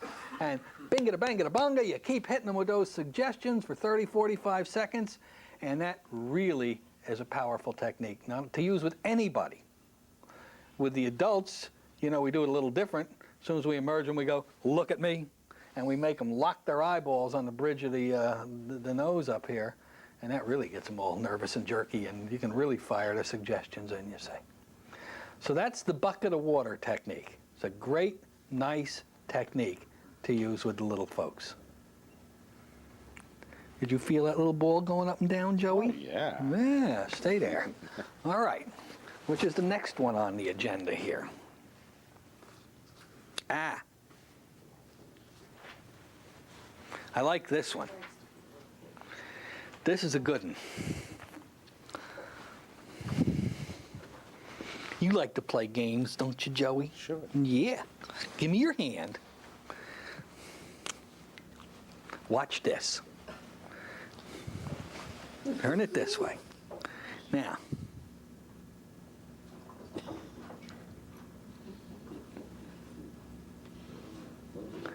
On his finger, tell him what I drew. What did I draw there, Joey? A happy face. A happy face. Isn't that cute, huh? We got a happy face. You want to play a game with your happy face? Sure. All right. Just put your hand down like this. But that's it. But now I just want you to look at your happy face, because it's so much fun to look at that happy face, isn't it? Mm-hmm. Kids like happy faces. They not only like them on their thumb, they like them on their parents. We're going to play a game. Now, I want you to just look at that happy face, okay? And I don't want you to look at anything else. Let's see how hard you can look at that happy face. And while you're looking at that happy face, you'll just listen to me out of the side. You won't even pay any attention to me. Just keep looking at that happy face. And as you look at that happy face, you're going to notice that the hand here that I'm holding seems to be growing heavier and heavier and heavier. Just feel that hand growing heavier, and I'm pressing down when I say heavier. Heavier and heavier and heavier. You can feel that hand growing heavier, can't you, Joey? Mm-hmm. Yeah, and it's growing really, really heavy. But now watch what happens, because this is going to be fun. You keep looking at that happy face. Now, watch how that hand starts to feel lighter and lighter and lighter, and the hand's just going to lift right up, because the happy face is pulling it up. The hand is going to lift right up until it's going to come over, and the happy face is going to touch you right on the nose, and that's going to make you feel happy when that happens. Just feel how that hand is moving, lifting, and rising, and that closer that happy face comes to you, notice how happy it makes you feel when that happy face comes up. And when it touches you on the nose, oh, you're going to feel so happy that you'll close your eyes and your hand will go flop down to your leg and you're going to go into a beautiful sleep. Watch how that happens. That happy face is going to touch on the nose. You're going to feel happy and sleepy, and your eyes are going to close, and the hand will just drop down to your leg, and you'll even sleep deeper and feel happier. Oh, watch that. And your eyes close, and the hand drops, and you just feel so sleepy. And notice that you just continue to get sleepier as I rock you. Just sleepier, and the sleepier you get, the happier you feel. It just feels so happy to go sleepy, sleepy. So just let yourself go sleepy, sleepy, happier and happier. And you'll notice that as I talk to you, you'll just get sleepier and happier and sleepier and happier. And it just feels so good to get sleepy. So just let yourself get sleepier and sleepier. And I'll be talking to you, and you won't even have to listen to me, because you're just going to be letting yourself go sleepier and happier and sleepier and happier. Now, and I like to tell the kids, I'll be rocking you like this. Kids love to be rocked, you know. I know I do. Feels good. And You just let them rock them just a little bit. You don't move them hard, just nice and easy. They like that connection. And now you start your direct suggestion pattern. Compounding, compounding, compounding for whatever the problem is that you have with a child. Very simple, and they love it. Now here's the secret to this. There's a secret to everything we do. When Joey had his hand up here and was looking at the happy face, you'll notice I put my hand over his hand. And as I was talking to him, I was pressing down on this hand.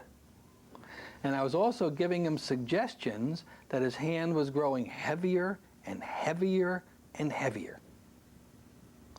Now, as you press down on an appendage of the body, when you release that pressure, what's the natural tendency of that appendage? To go up. So that's when I said, now, watch, and your hand is going to feel lighter and lighter. And I took my hand off, I stuck my finger under the wrist just to give it a little touch, to give the subconscious mind the concept of lifting and suggestions of moving and lifting and rising, and that's exactly what happened. To the point, and always with the higher it goes, the happier it goes, and when and his eyes are open, he's watching that happy face, and when that happy face touches you on the nose, you're going to get sleepier, and your eyes will close, and your hand will drop down, and when your hand drops down, you go sleepier, and the more sleepier, the happier you get. Do you think kids like to feel happy? Do you think adults like to feel happy? Maybe if we can make them feel happy as kids, they can feel happy as adults. Radical concept, isn't it? Haven't we thought of that before? Very simple technique.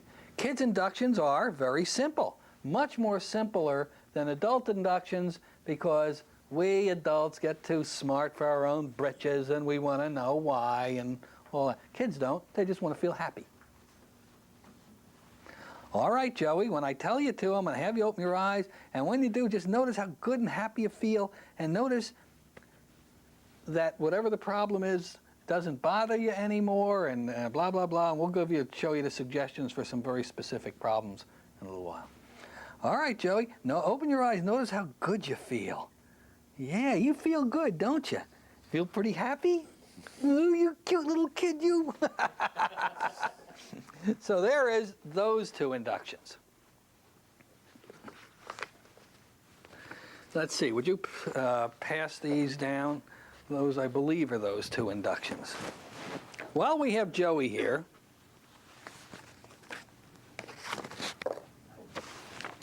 let's move on. Ooh, I like this one. Where is it? Oh, this is cool. Cool is a clinical term, by the way. It's been accepted by the American Psychological Association as a wonderful term to use with younger kids. They like that. Of course, I'm just joking. I don't know if they really accepted that or not. Oh, this is good.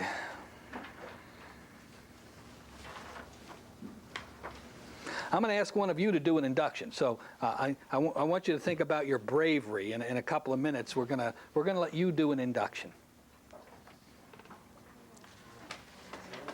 Now,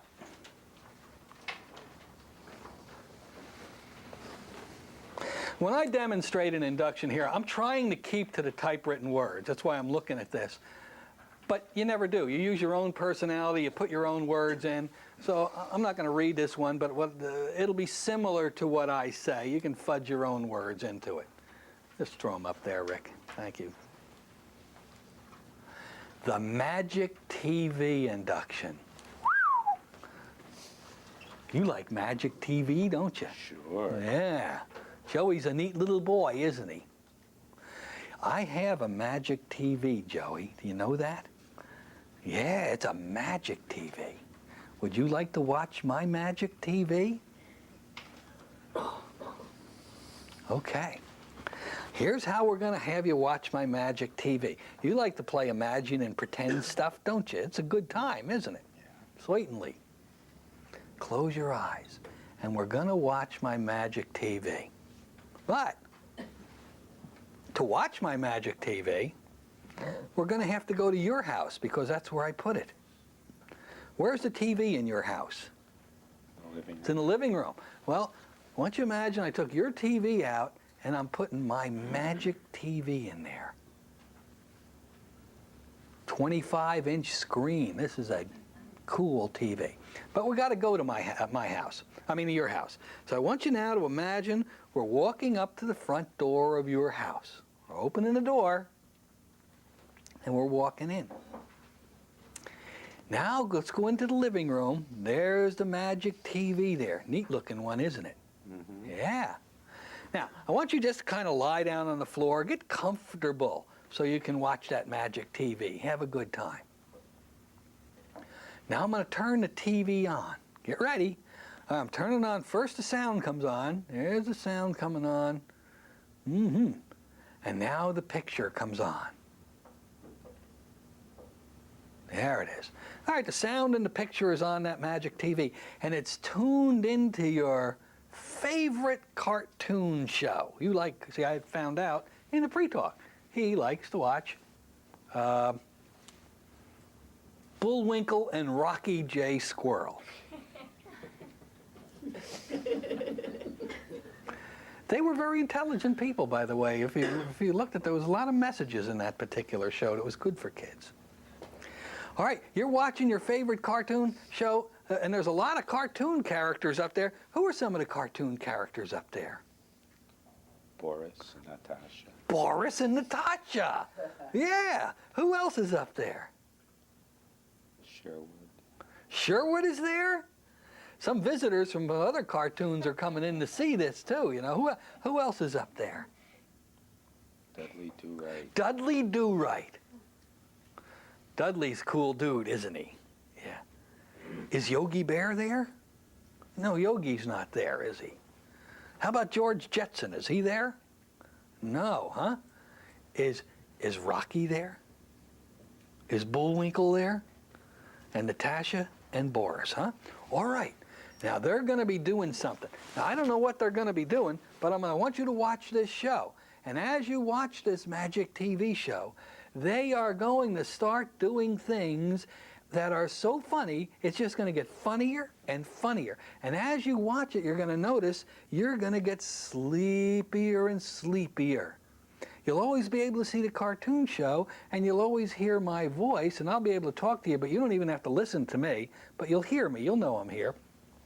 Now, I want you to just keep watching that show. And watch, it's going to get funnier and funnier as it goes on, and you get sleepier and sleepier as it goes on, but you'll always be able to watch that show, and you'll always be able to hear me. So just watch that show. And don't even answer me if I ask you a question unless I touch on the shoulder. Next time I touch on the shoulder, you'll answer me, but just keep watching that show. You don't have to pay any attention at all to anything I say. And you'll watch. The more you watch it, the funnier it gets, and the funnier it gets, the sleepier and sleepier you become. And then what I normally do is shut up, which is very hard for me, for about 15 seconds. That gives them a chance to really get into this TV show. And it gives them the chance to disassociate me from their new reality of watching the magic TV. And then when I start to talk, it's like this voice coming in, but it's not like a person is really there. So after about 15 seconds, I'll say, Joey, if it's a school problem, we'll be talking about that or whatever it might be, and we'll go into the different therapies in a few minutes. Now, Joey, after it's all over, you've done your suggestion.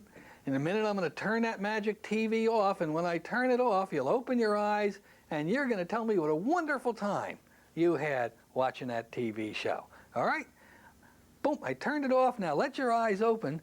That was a fun show, wasn't it, Joey? Yeah, did Boris do something stupid again? Yeah, let him do.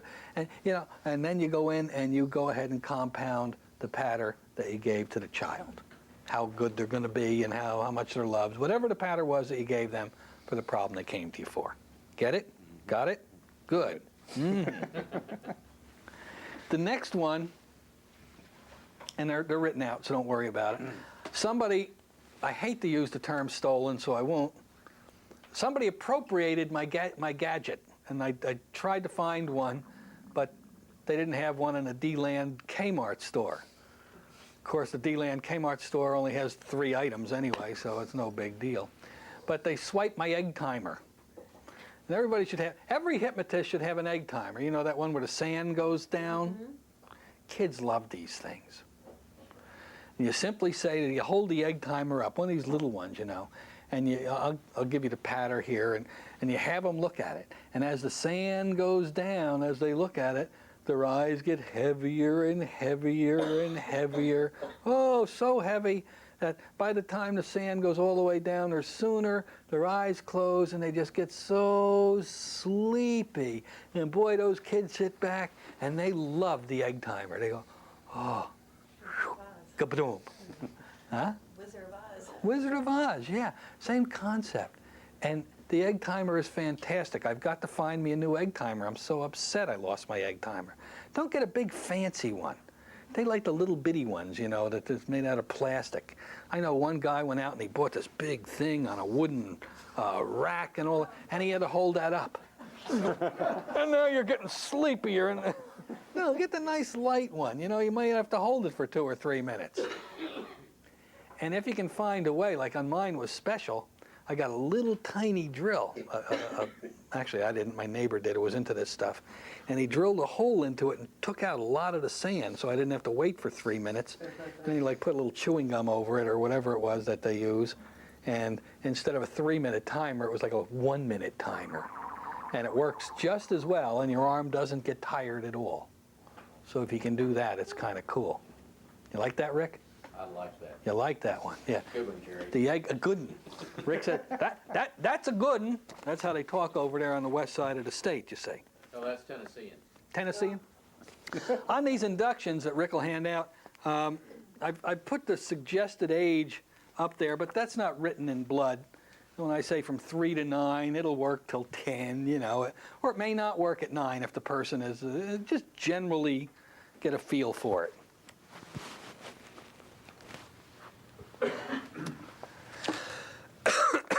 Never should turn your back to the camera, but I have this great looking back. You can tell this is a clinical program we have here, you see. This is one of my all-time favorites. I like this with little kids. I have here 6 to 10. I really made a mistake on this. I think you could use this from 4 till about 10. You can use it with the younger children. The magic story induction. Oh, do these kids, does a child like to listen to a story? Did your mommy or daddy ever read you a story when you were a little boy or girl? Pick one. Sure. And didn't it feel good to have mommy and daddy read you a story? This is an extremely powerful way to program your child. So I don't foul this thing up. I'll read it. I don't care. I'm not embarrassed. And I will read this with the child because I don't want to miss a word on this thing. It's so important the way it's written. So it's very easy. You don't want, like an adult, you don't want the adult to know that you're reading, and I certainly can't read without my glasses. Now I have them in my pocket, but they're caught around my pen. There it is. You ever notice how your glasses get steamed up in your pocket every once in a while? You got the buzzer on the other side. I got the buzzer right here this time. See me smiling a little while.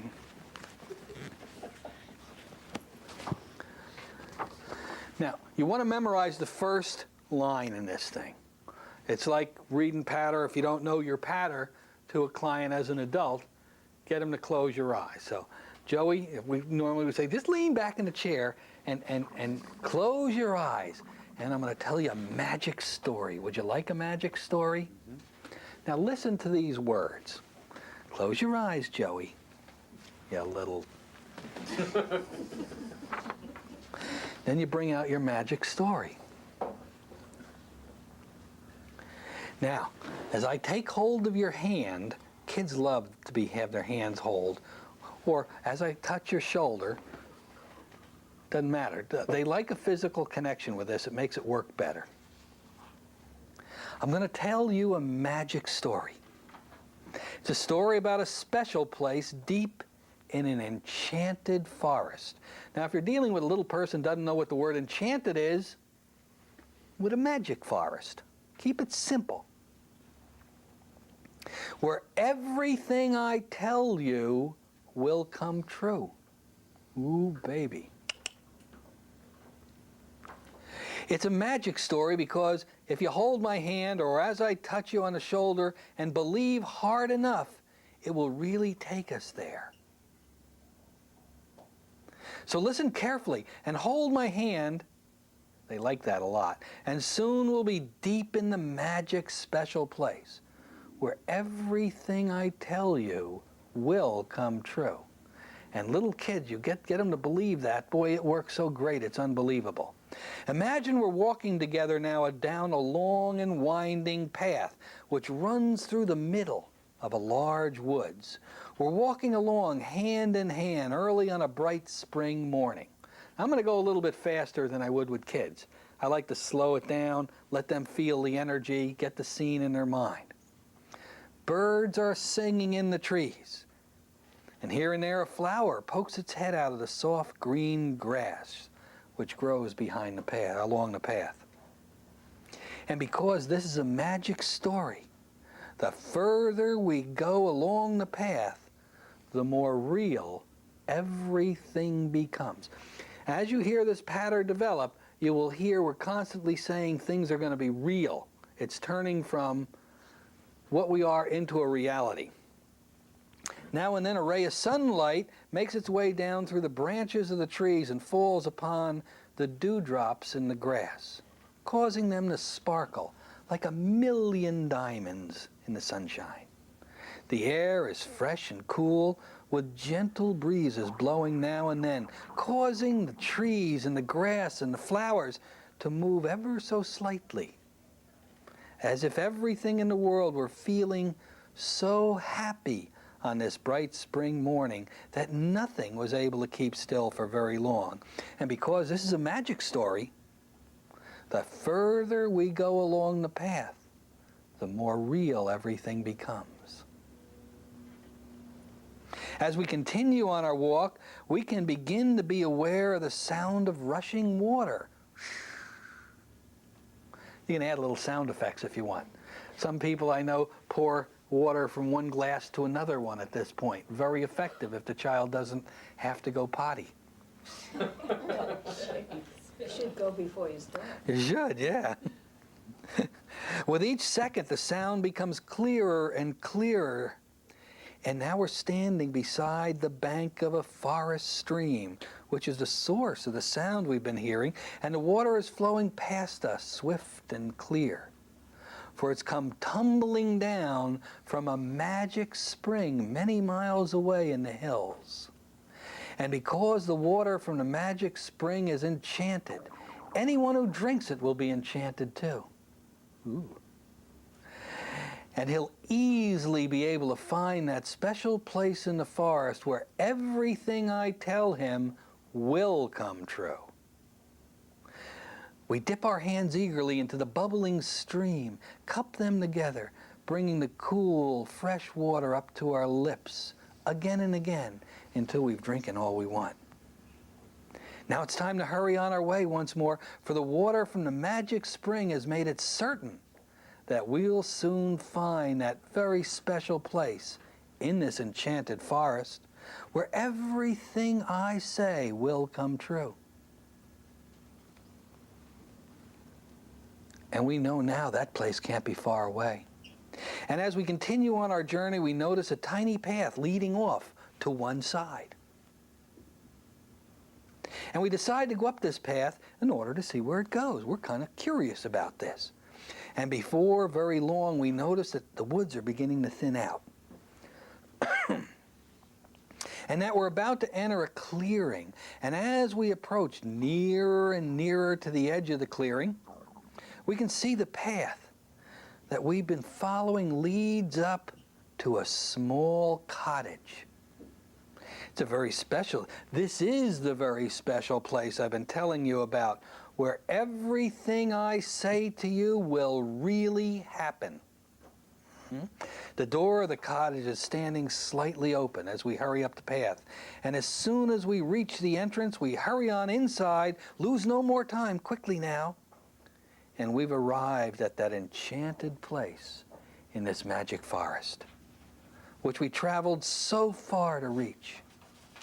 And as long as we remain here in this enchanted place, everything I say and everything I describe to you will become true just as soon as I say it. Then, start on your direct suggestion patter. You get your patter out for whatever it is this child needs to hear, and you fire it in, you fire it in, and you fire it in, and you compound it. Because it's all going to be real right then for that child. You've done that, now you got to get out of there. Now in a moment we're going to leave the enchanted cottage and go back down the path and through the woods to the world outside. But the things I told you while we were in the magic cottage will continue to be true even after we return. And we'll be able to come back anytime we want to this special place. Now we're going out the door, starting back along the path. But everything I have told you will still be true even after we return. You hear the compounding of everything will be true, everything will be real, compound, compound, compound. Don't ever forget the law of compounding. You do that, you're a doo-doo face.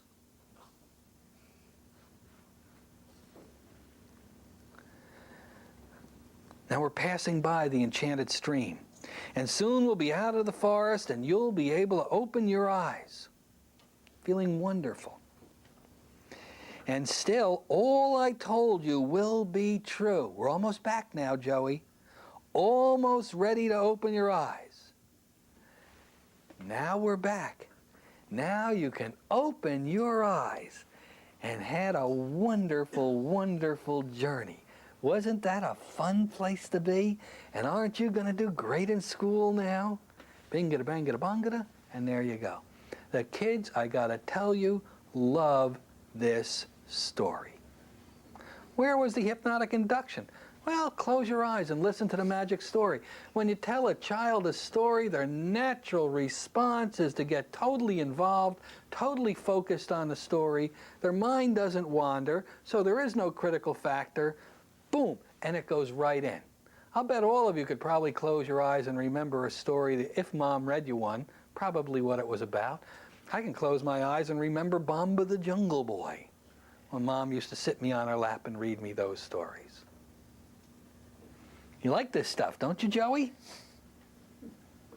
You better, you little woman.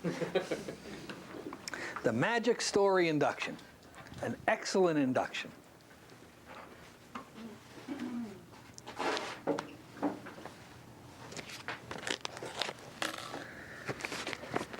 Health and happiness induction.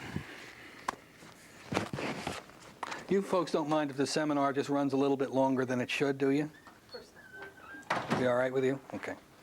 This is a great induction.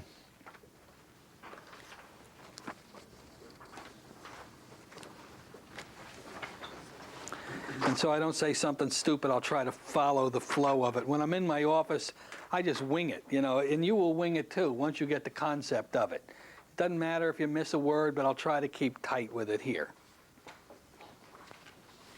What's this one called? This one, child health and happiness. This is a great induction, by the way, because there's patter mixed in with the induction that make the child feel healthy and strong and good about and self-confident. So that's a wonderful gift to give to a child. Joey, just look up at the ceiling up there if you would. You don't have to look at anything special, just kind of focus up there. And I'm going to count from 10 down to 1. With each number I say, close your eyes a little bit more, so that pretty soon your eyes will close down and you'll feel sleepy, and they'll actually be stuck when they close down. This is fun. Pretend that's real and watch it happen. All right, 10, 9, And they're getting heavier and heavier. 8, and shut them a little bit more with each number. 7, 6, 5, 4, 3, 2, 1. Even if they shut their eyes prior to 10, keep counting. And they're shut, and they're just shut real tight. Now test your eyes and make sure you stuck them shut. That's good. That's great. Thanks. You can stop doing that now. Let them relax until I tell you to open them. So you did a little eye catalepsy test with the kid here, and they like that a lot.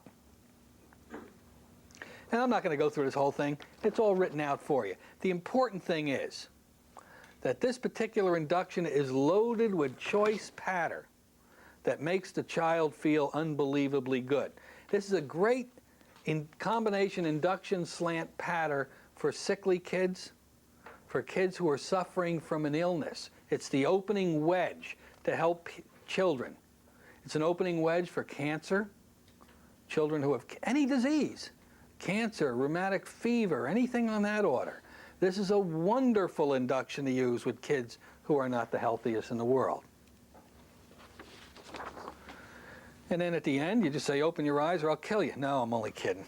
There's a wonderful, just say, when I tell you to, open your eyes, and when you do, notice how good you feel and how strong you feel. All right, Joey, open your eyes and notice how good and how strong you feel. Strong like bull, right? Yeah. But seriously, this is a great induction. It's self-explanatory. You don't need me to read you another induction. It's an excellent, excellent induction.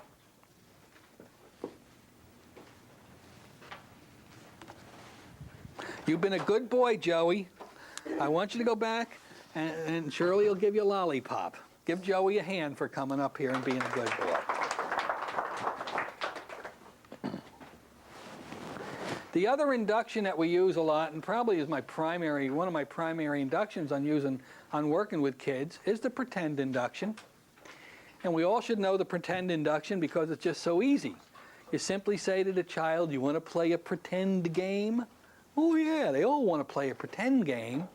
And again, in the pre-talk, you will have discovered what the child likes, what he wants to do. And you just say, I got little Joey up here and he wants to be an astronaut. All right, close your eyes. Now we're going to be pretending you're an astronaut.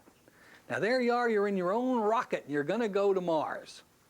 And when you go to Mars, you're going to go to the president of Mars and you're going to give him a wonderful gift. You're going to bring them back in your rocket ship so we can meet them back here. On the other hand, leave them there. We don't want to meet them. But you'll give them a wonderful gift from all the kids in the country. Now, all right, close your eyes. Your rocket's getting ready to blast off. Now, your job is to steer this rocket to Mars. Now, there's a lot of space junk up there. There's old satellites up there. There's old rocket boosters. They're all over the place. There's rocks out there in space, and you got to steer around it. So put both your hands on the steering wheel. They will. They'll put their hands up like this. All right, at the count, we're going to blast off. 5, 4. At the count of 1, you're going to blast off. All right, here we go. 5, 4, 3, 2, 1. Blast off. Now your rocket's going up in the air, Joey. Now you're out in space. Now, there's Mars in front of you. It's a long way away. You steer us to Mars. Don't bump into anything. Steer around. Well, look out. There's a big space rocket in front of you. Steer around it. They'll be steering around it. Now, you continue to drive to Mars and don't listen to a word I say until I tap you on the shoulder again. You don't have to listen to me. I'll tap you on the shoulder every once in a while and find out how's the trip going. All right, just concentrate on the job. Don't even listen to me. Boom, fire your patter in for that kid. Bing-a-da-bang-a-da-bong. Hit him, hit him, hit him. Compound, compound. Every once in a while, touch him on the shoulder. How we doing, Joey? Where are we? Oh, we just passed the moon, but we're on the way. And you keep doing that until your patter's done, compounded it. Wherever the kid is, say, okay, turn the rocket back around, and now we're going to be landing. It's a quick trip back. Count from 5 to 1. We'll be back into Earth's atmosphere. 5, 4, 3, 2, 1. You're back. It was a great trip. Now, the rocket's coming down. Now, land it. And as you're landing the rocket ship, you're going to know that you're going to do good in school or whatever your patter was. And boom. And now the astronaut, you're coming out of the rocket. And all the kids are out there from your school clapping and cheering because you're such a hero. You did such a good job. and they love that kind of a thing. So that pretend kind of a game where they're so tied up and focused doing something is a great way to work with children. And you just got to find out what that child would like to do during that child brief pre-talk. If a person wants to be a surgeon, you can have them do a surgical operation. You're taking out their gizzard, whatever a gizzard is, you see, and they can do that kind of a thing, you see. If they want to be a great artist, they can be painting the picture or whatever it is. If they want to be a grass grower, they can be out hoeing the field and planting their wheatgrass and all those kind of things, and make sure no bugs get at them and whatever. You will find something those kids can pretend to do. Just want to know, how often do you see the children, would you see the children, and how far between sessions during that? It's not a one-session thing, you know, sometimes it is, I guess. Yeah, sometimes it is a one-session thing. I have to tell you, I would say that the most I've ever seen a child, for the most debilitating problems that I've ever could conceive of, would be 3 times. Usually 1 or 2 sessions is more than sufficient to deal with children. The negative programming they have is so light. If you get them young enough, it doesn't take much to change it over. Do they have to be close together, the sessions, or a week apart is sufficient? I like to keep the sessions about a week apart with a child. I want that first programming to have a little chance to operate within them. So a week is good. I wouldn't keep it much longer than that. In really tough problems, though, I might have it every other day until I get the job done. Are there any things that the parents have to do, that you instruct them to do in between? Or? The question is, do I tell the parents what to do in between? Yes. I tell the parents, I want you, and again, this is when you're talking to the parents alone, you have got to give your children supportive suggestions. Whatever you say, they're going to become. I don't tell them about the therapy. I tell them, can't say anything more negative. You got to tell them that they're good, that they have the ability to do things, that it's going to come easy for them. Anything that is positive for those people. You can't, why don't you do as good as your sister and these other things. Everything you say to them has got to be supportive and positive and loving. That's the only job the parent needs to have. Okay. But what happens if you get a restless, fidgety kid? Hyperactive. And they're boinging all over the place, and they are like... and you try to hypnotize them, and they get like this. Oop. Mm-hmm.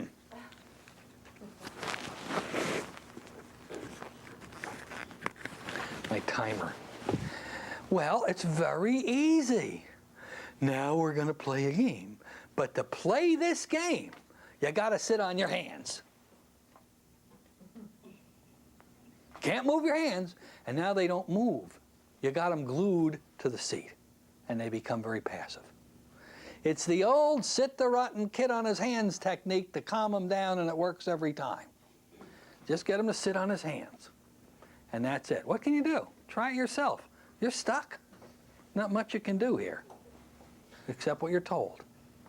Very simple, little technique. I had a problem with fidgety kids. I mean, I was going crazy. I didn't know what to do with these kids. I called up my buddy in Missouri, Don Monton, who works with kids a lot. I go, Don, what do I do with these fidgety kids? He goes, have them sit on their hands. Sometimes it's so obvious, the answer, that what are the signs of a child in trance? Well, generally, their breathing slows down. They become relaxed. Don't look for all the signs that an adult will have. But many, many times, you will see the sign of deep hypnosis as soon as you get eyelid closure. It happens that fast. Where you get the windshield wiper effect of the eyeballs under the eyelids. They'll be going back and forth, back and forth. And whenever you see that, you have somnambulism. I don't care what you've done with that child. They are in deep trance. A perfect level for firing and suggestions. If you see that upon eye closure, don't do this. Called shooting yourself in the foot. How do you do that? By trying to deepen trance, by trying to get them to relax more. You don't need it. They're already there. Start your suggestion process. Some kids will go into some very unusual body positioning. Sometimes they'll put their thumb in their mouth, that's fine. Sometimes they'll crawl up into a fetal position with their thumb in their mouth, that's fine. Just continue to do the work. Don't say straighten up and sit right. Let the child go to where they need to be. When you see a child in the fetal position, though, you're probably going to have to ask that child more questions when they're in trance about what's bothering them. Because you're probably going to be looking at some deeper kind of problems where you might need talk back and forth with the child to correct the problem. Sometimes a child will go so deep into trance that they don't want to move their body very much. They're very lethargic. With this type of a child that you will get, not often, but often enough that you want to know what to do with them, you'll simply use yes or no techniques. You will ask them questions. Do you love mommy? Do you love daddy? Does anybody, whatever the questions are. Just to make sure there's nothing in there that needs really deeper cauterization.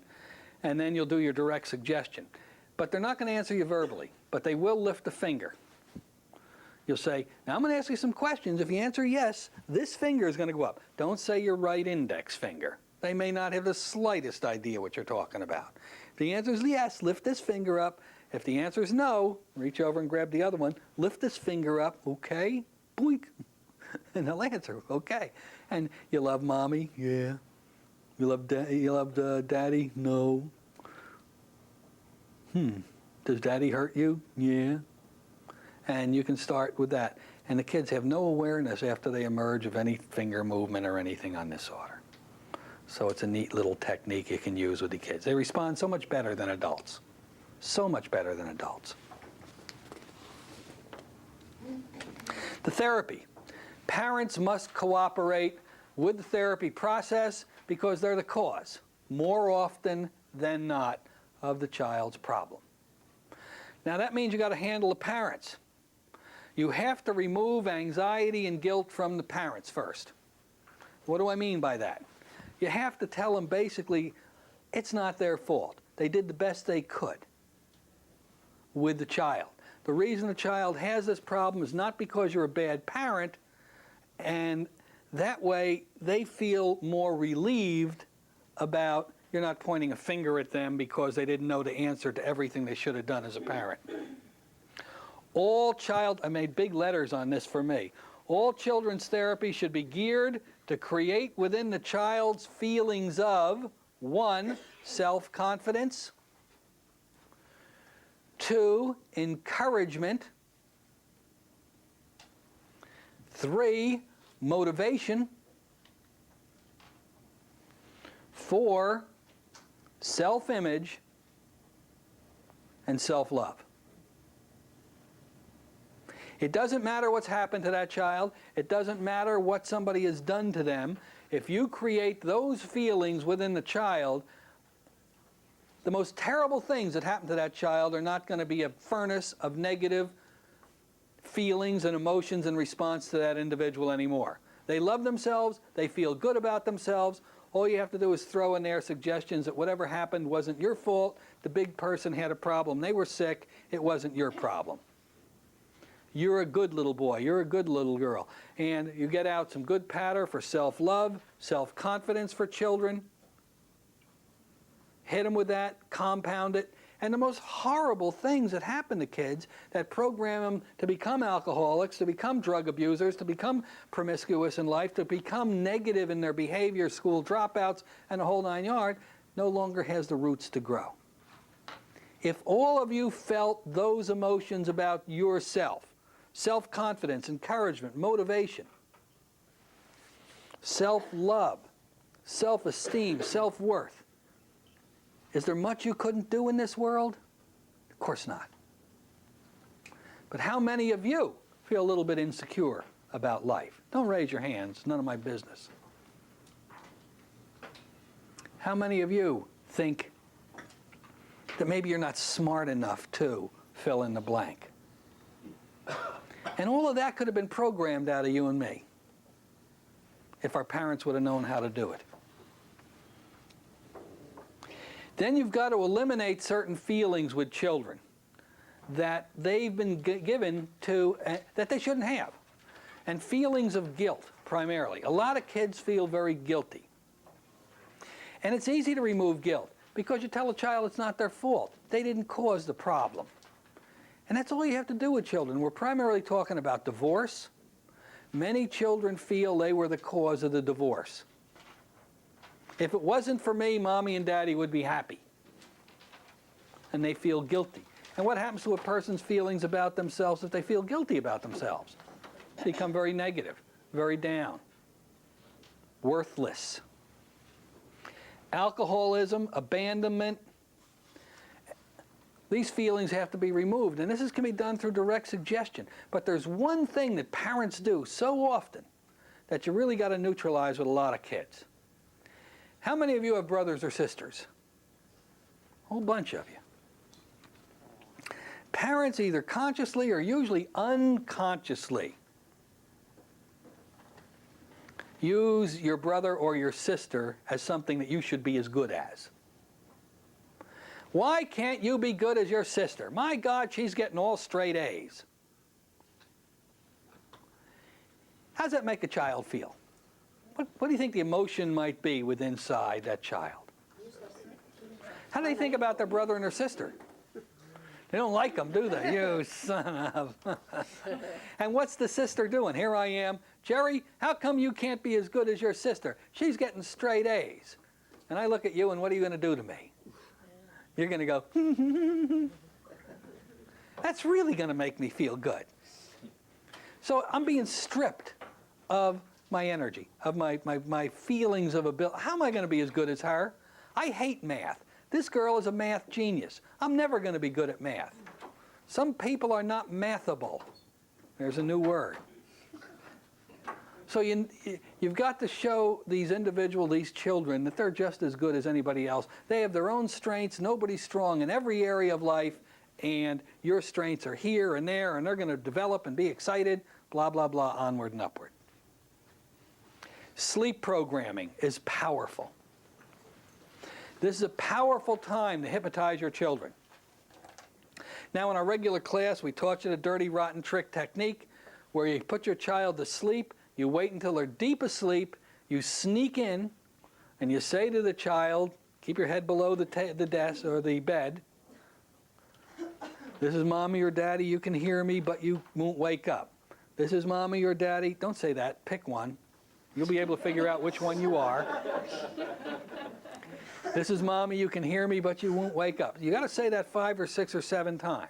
And when you hear Mommy and when you're hearing Mommy, just lift your hand up. Don't say your right hand. Just whatever hand is above the covers. Yeah, lift your hand up, and the hand will go up. And then fire in suggestions. But when you use this particular technique, you got about 90 seconds. So you fire your suggestions in for 90 seconds, and then you'll say, now, go back to sleep, and Mom, you won't even remember this in the morning. Just go back to sleep and feel wonderful.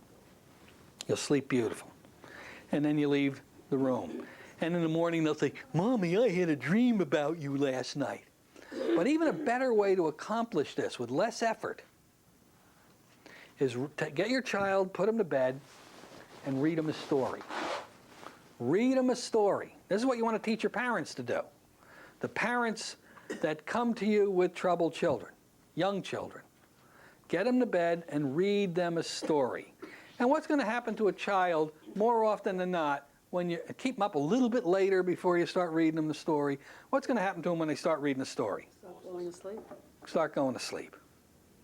Now, as soon as a child starts not going into sleep and is, in fact, in a light state of sleep, you move away from the story. And if you fall asleep with the television on, you get to a point you don't even hear the television anymore.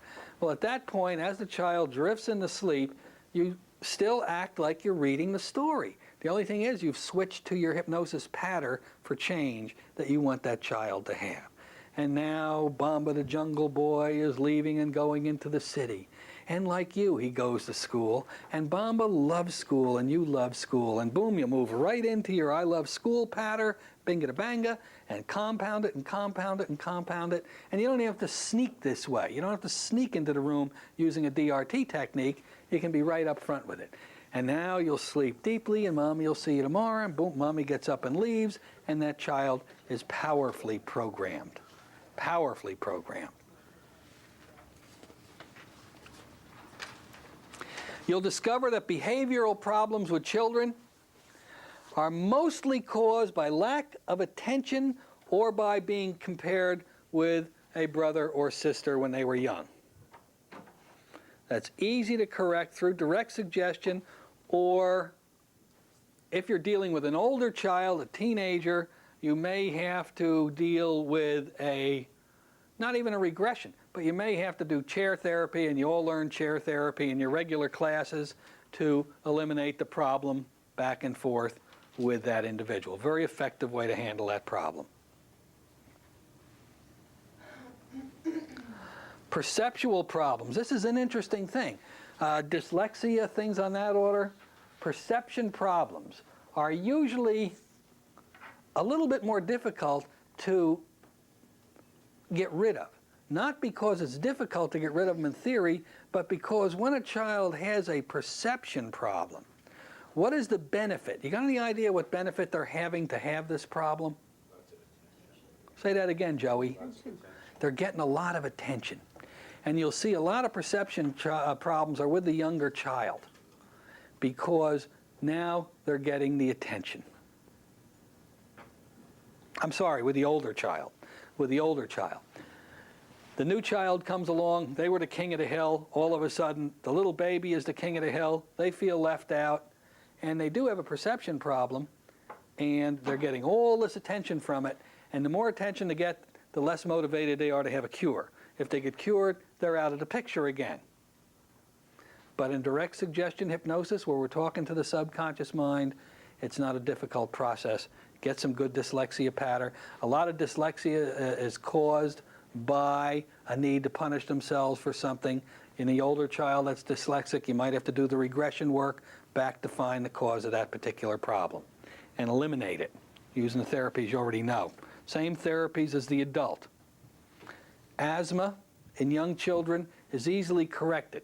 You get the child into hypnosis. Now, forget about regression to cause or anything like this. It's very simple. You get them into hypnosis and you simply say to the child, all right, Joey, you've had this problem breathing and we're going to help you with that. But in order to help you with this, so it'll never bother you again, I have to bring the problem on. So as I count from 1 to 5, and you just let this happen, you're going to feel your chest growing tighter and tighter. You're going to feel that gasping for breath.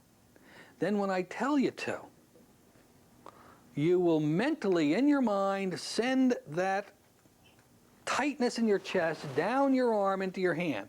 And you'll also do that by squeezing your hand, opening and closing it. We'll draw all that tightness down into the hand. When it's all there, you'll just be able to throw it away. All right, watch how well this works. I'm going to count to 5, feel it come in, and a child can let it come in very quickly, and pretty soon, 1, 2, 3, feel the tightness, and they'll start gasping and gasping. And now, as I tell you, press your shoulder, start squeezing your hand. That's going to pump all that tightness. Feel your chest growing calmer. Feel your respiration becoming calmer as it moves down your arm into your hand.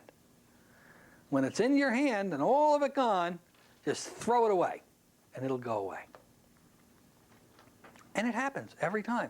Remember the tape we showed of that in our regular class with that physician working with the child for that? Exact same situation. He used a bucket of water technique, and he had that little kid that looked like Winston Churchill, little young Winston, the cute little bow tie. Just throw that away and the child can breathe. Is that a cure? No, but it's an instant control for the child, getting rid of the asthma. Very simple with children. Hypnosis and education is very easy to work with. Again, children will work with direct suggestions very easily to enhance their ability to concentrate and to memorize, or to concentrate and absorb. And there's a ton of patter out there for concentration and study habit improvement. Ton of patter. in our next seminar we'll be doing this afternoon is on attention deficit disorder, which is a slight modification of what we've been talking about here. A little bit of a modification in working with these people in a school environment. But direct suggestion to the young person will enhance their desire to go to school, to concentrate. That one boy I told you about that I worked with, I saw him once or twice maybe at the most. And he went from an F student up to a B+ through simple, direct suggestion of enjoying school and a place to show off and things on that order. Working with kids are so easy. Get them into trance, tell them how they're going to respond, and they will. The problem you're really going to have with teenagers, when you get with teenagers, is some of the more difficult eating problems. Somebody in here was interested in eating problems with children. And especially we're talking about bulimia, anorexia. These all require regression work to find the cause. And you've all had that training, so that's no big deal. The problem with the anorexic, it's a relatively easy situation with hypnosis. To find the cause of the problem, to do the chair therapy or the deathbed therapy, to do those therapies you already learned for the adults. We don't have to go into that stuff. But the problem really comes when you're dealing with a bulimic. Now we know what a bulimic is. A bulimic is a person that controls their weight through eating and purging. Love to eat and then barf it up.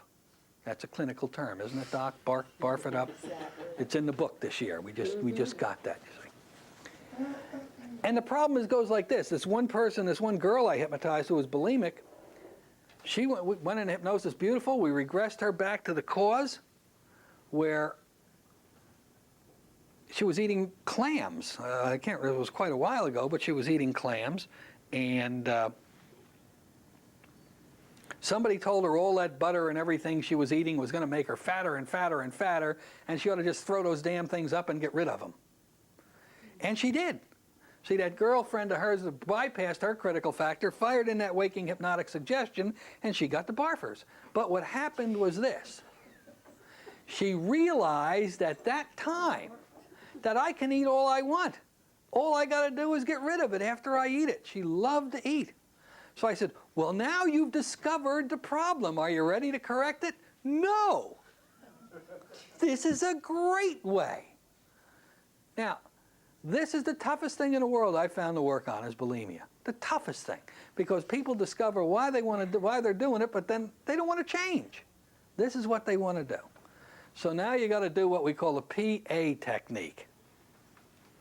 The PL technique, I'm sorry. Philadelphia lawyer, that stands for. Where you have got to get up there like you're summarizing to the jury and come up with all these reasons in hypnosis to their benefit to give this stuff up.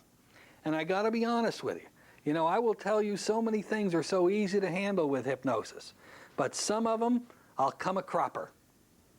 That's a term that Dave Ellman used to use. Come a cropper. Just nothing you do can change it. And unfortunately, too many times a bulimic, I come a cropper with it, and I just am not successful. I just can't do it. You guys are going to be better at that than I am. We can find cause, we can give suggestions, we can work our butts off, and they don't want to change. The big problem is getting them to let you work with them because control is such a big issue. Well, she says the biggest problem is getting them to work with you or allowing them. I never had that problem because they come to me. In other words, I don't see them unless they come to me for the help. Well, they So come to you, but somebody's dragging them in. Oh, I don't work with anybody that's drug in. Even teenagers? I won't work with anybody that's drug in. They got to want to be there. I don't care what they're there for. If they're drug in against their will, they're not going to go into hypnosis, and they're not going to accept suggestions of change. I'll always ask every person, do you really want to be here? Or would you rather be someplace else? Do you really want change, or are you just being here because mom and dad want you here? And if they say I'm here because mom and dad want me here, I really don't want to do anything, I'll walk out. I'll say, hey, forget about it. This child does not want to work on themselves. And you get to a point in your profession where there are so many people lined up at your door that unless somebody wants to work with you, you don't have time. And if you're good, this is exactly what's going to happen. If you have outcome, If somebody comes to you for a phobia, and we all know how simple phobias are to correct. Notice I didn't say control, correct. I mean, you can do phobia work day in and day out and never run out of business. And if somebody comes in and resists you and say, well, I really, get out of here. I got other people lined up. Let's, you can't hit 100%.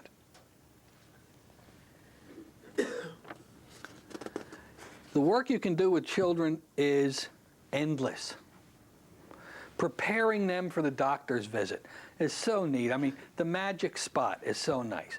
Kids have to get an injection. Do you remember when you had to get an injection when you were a kid? How you were? Joey, how are you? Catatonic, Joey said.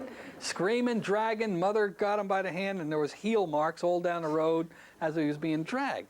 And screaming like crazy in the doctor's office. But you can give a child in hypnosis, now I'm going to rub you here, and you're going to have a magic spot.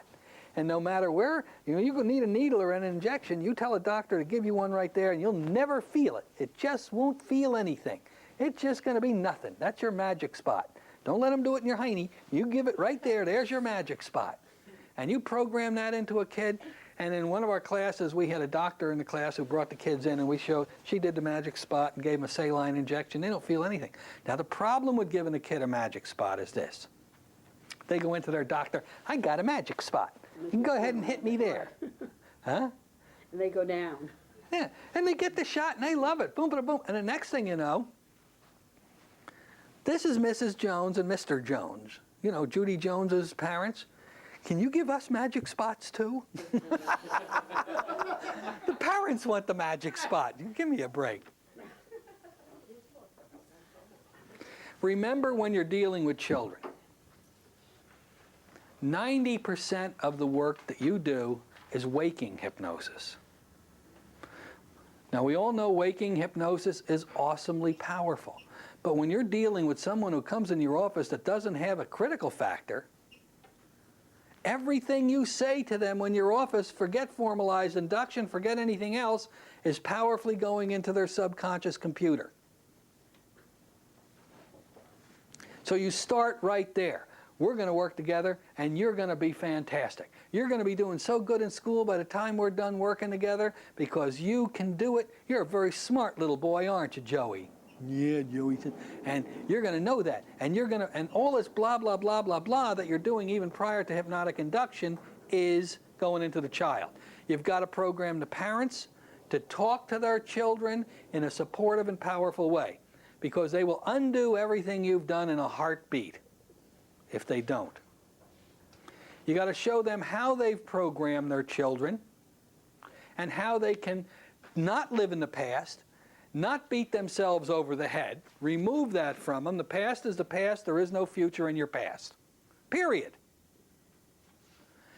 But from get-go one, from the time that they leave your office, they can start programming their children 100% differently by telling them those supportive, energizing suggestions along with love.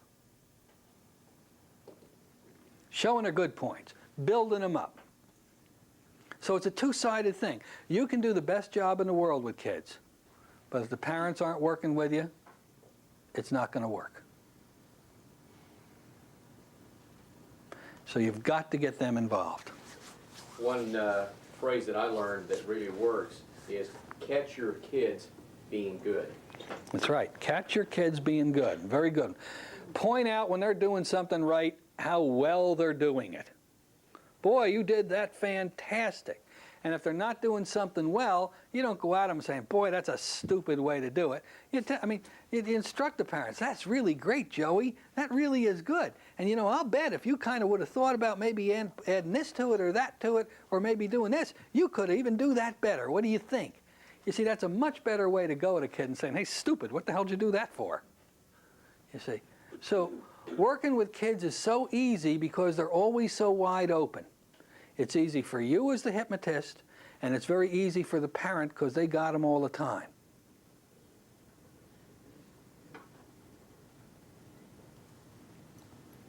And we're able to change souls. One of the great areas you can help young boys with and girls is sports improvement. I mean, unbelievable. I got a boy up there one time who got booted up from Little League up to the next league, and he wasn't ready for it. He was too young. He was playing with the big boys. He was scared to death. And I've got the baseball in a holder his parents gave me that this boy was wanging home runs over the fence on these big kids. I had him imagine that ball coming at him as big as a beach ball, nice and slow. He could get ready for it, and bingo, and he was like the star of the next league up from Little League or whatever that may be, to almost Little League, or a little bigger than Little League. So go work with kids. They're great. You can mold and shape our worlds. In our next seminar on attention deficit disorder, we're going to even get into a very important thing that you can do with kids is a kid self-hypnosis technique where they can hypnotize themselves and do some things that are very, very powerful. All right, any questions that I can answer for you guys about this stuff? You've got the path. This is not rocket science. This is the easiest part of the job. Maria? How do you deal with a 21-year-old person that emotionally is like A 21-year-old person. right, Well, you deal with them as an adult. as an adult? Yeah, you're not going to deal with them in the child technique. If they're an emotional disaster and they can't concentrate, use an instant induction, use your regression technique, all those things you already learned. Rapid induction if they can't concentrate. Sure. This will focus on kids. Way in the back, Jay. Do you need any medical referral? Do you need a medical referral? You need, always, when you work with a child, you are working under the parent. Now, the parent has to sign a release that it's okay to work with a child. Now, if you're working for a problem that does require a medical or psychological referral, you must have that proper referral, in this state anyway, in Florida. Florida law, irrespective of age, requires, as we taught you in the class, that you have referrals for phobias, neuroses, pain control, all these other things. You don't need referral for study habit improvement. You don't need referral for sports improvement. ADD, do you need? ADD, if a person is diagnosed with ADD, you must have a referral. Any other questions? How about a retarded person that's, you know, say average like 6 years of intelligence or something? Retarded people are tough. I'm not going to make it sound easy. It's very difficult. Is it possible to work with retarded children? It's very hard. You have to find, your real shot with them is to find a period of lucidity, and I'm thinking of a couple of cases I've worked with where you got a powerful feeling of lucidity where you can use an instant induction to get the child in a trance. And if you can do that, you can seem to do some really good work with children. The problem is getting them into trance. You really got to be sharp, and it's awful hard to do. It really is. There's people much more experienced than I am working with that because I got to be candid with you. I've always avoided that. I just haven't exposed or went after that kind of thing. So I think there's a lot of opportunity. I think we got to learn more about it, though. Anything else? All right, we're going to close this particular seminar down in a moment. And you've got some good stuff. Go out there. Don't worry about these kids. They don't bite. They really don't. And they're good and they're loving. And if you can change a child, if you can make a child change his direction in life, you have done something that very few other people can do, and you literally have not only changed that child, you've changed our world. Thanks for being here for this seminar. For those of you hanging around, I'll see you this afternoon.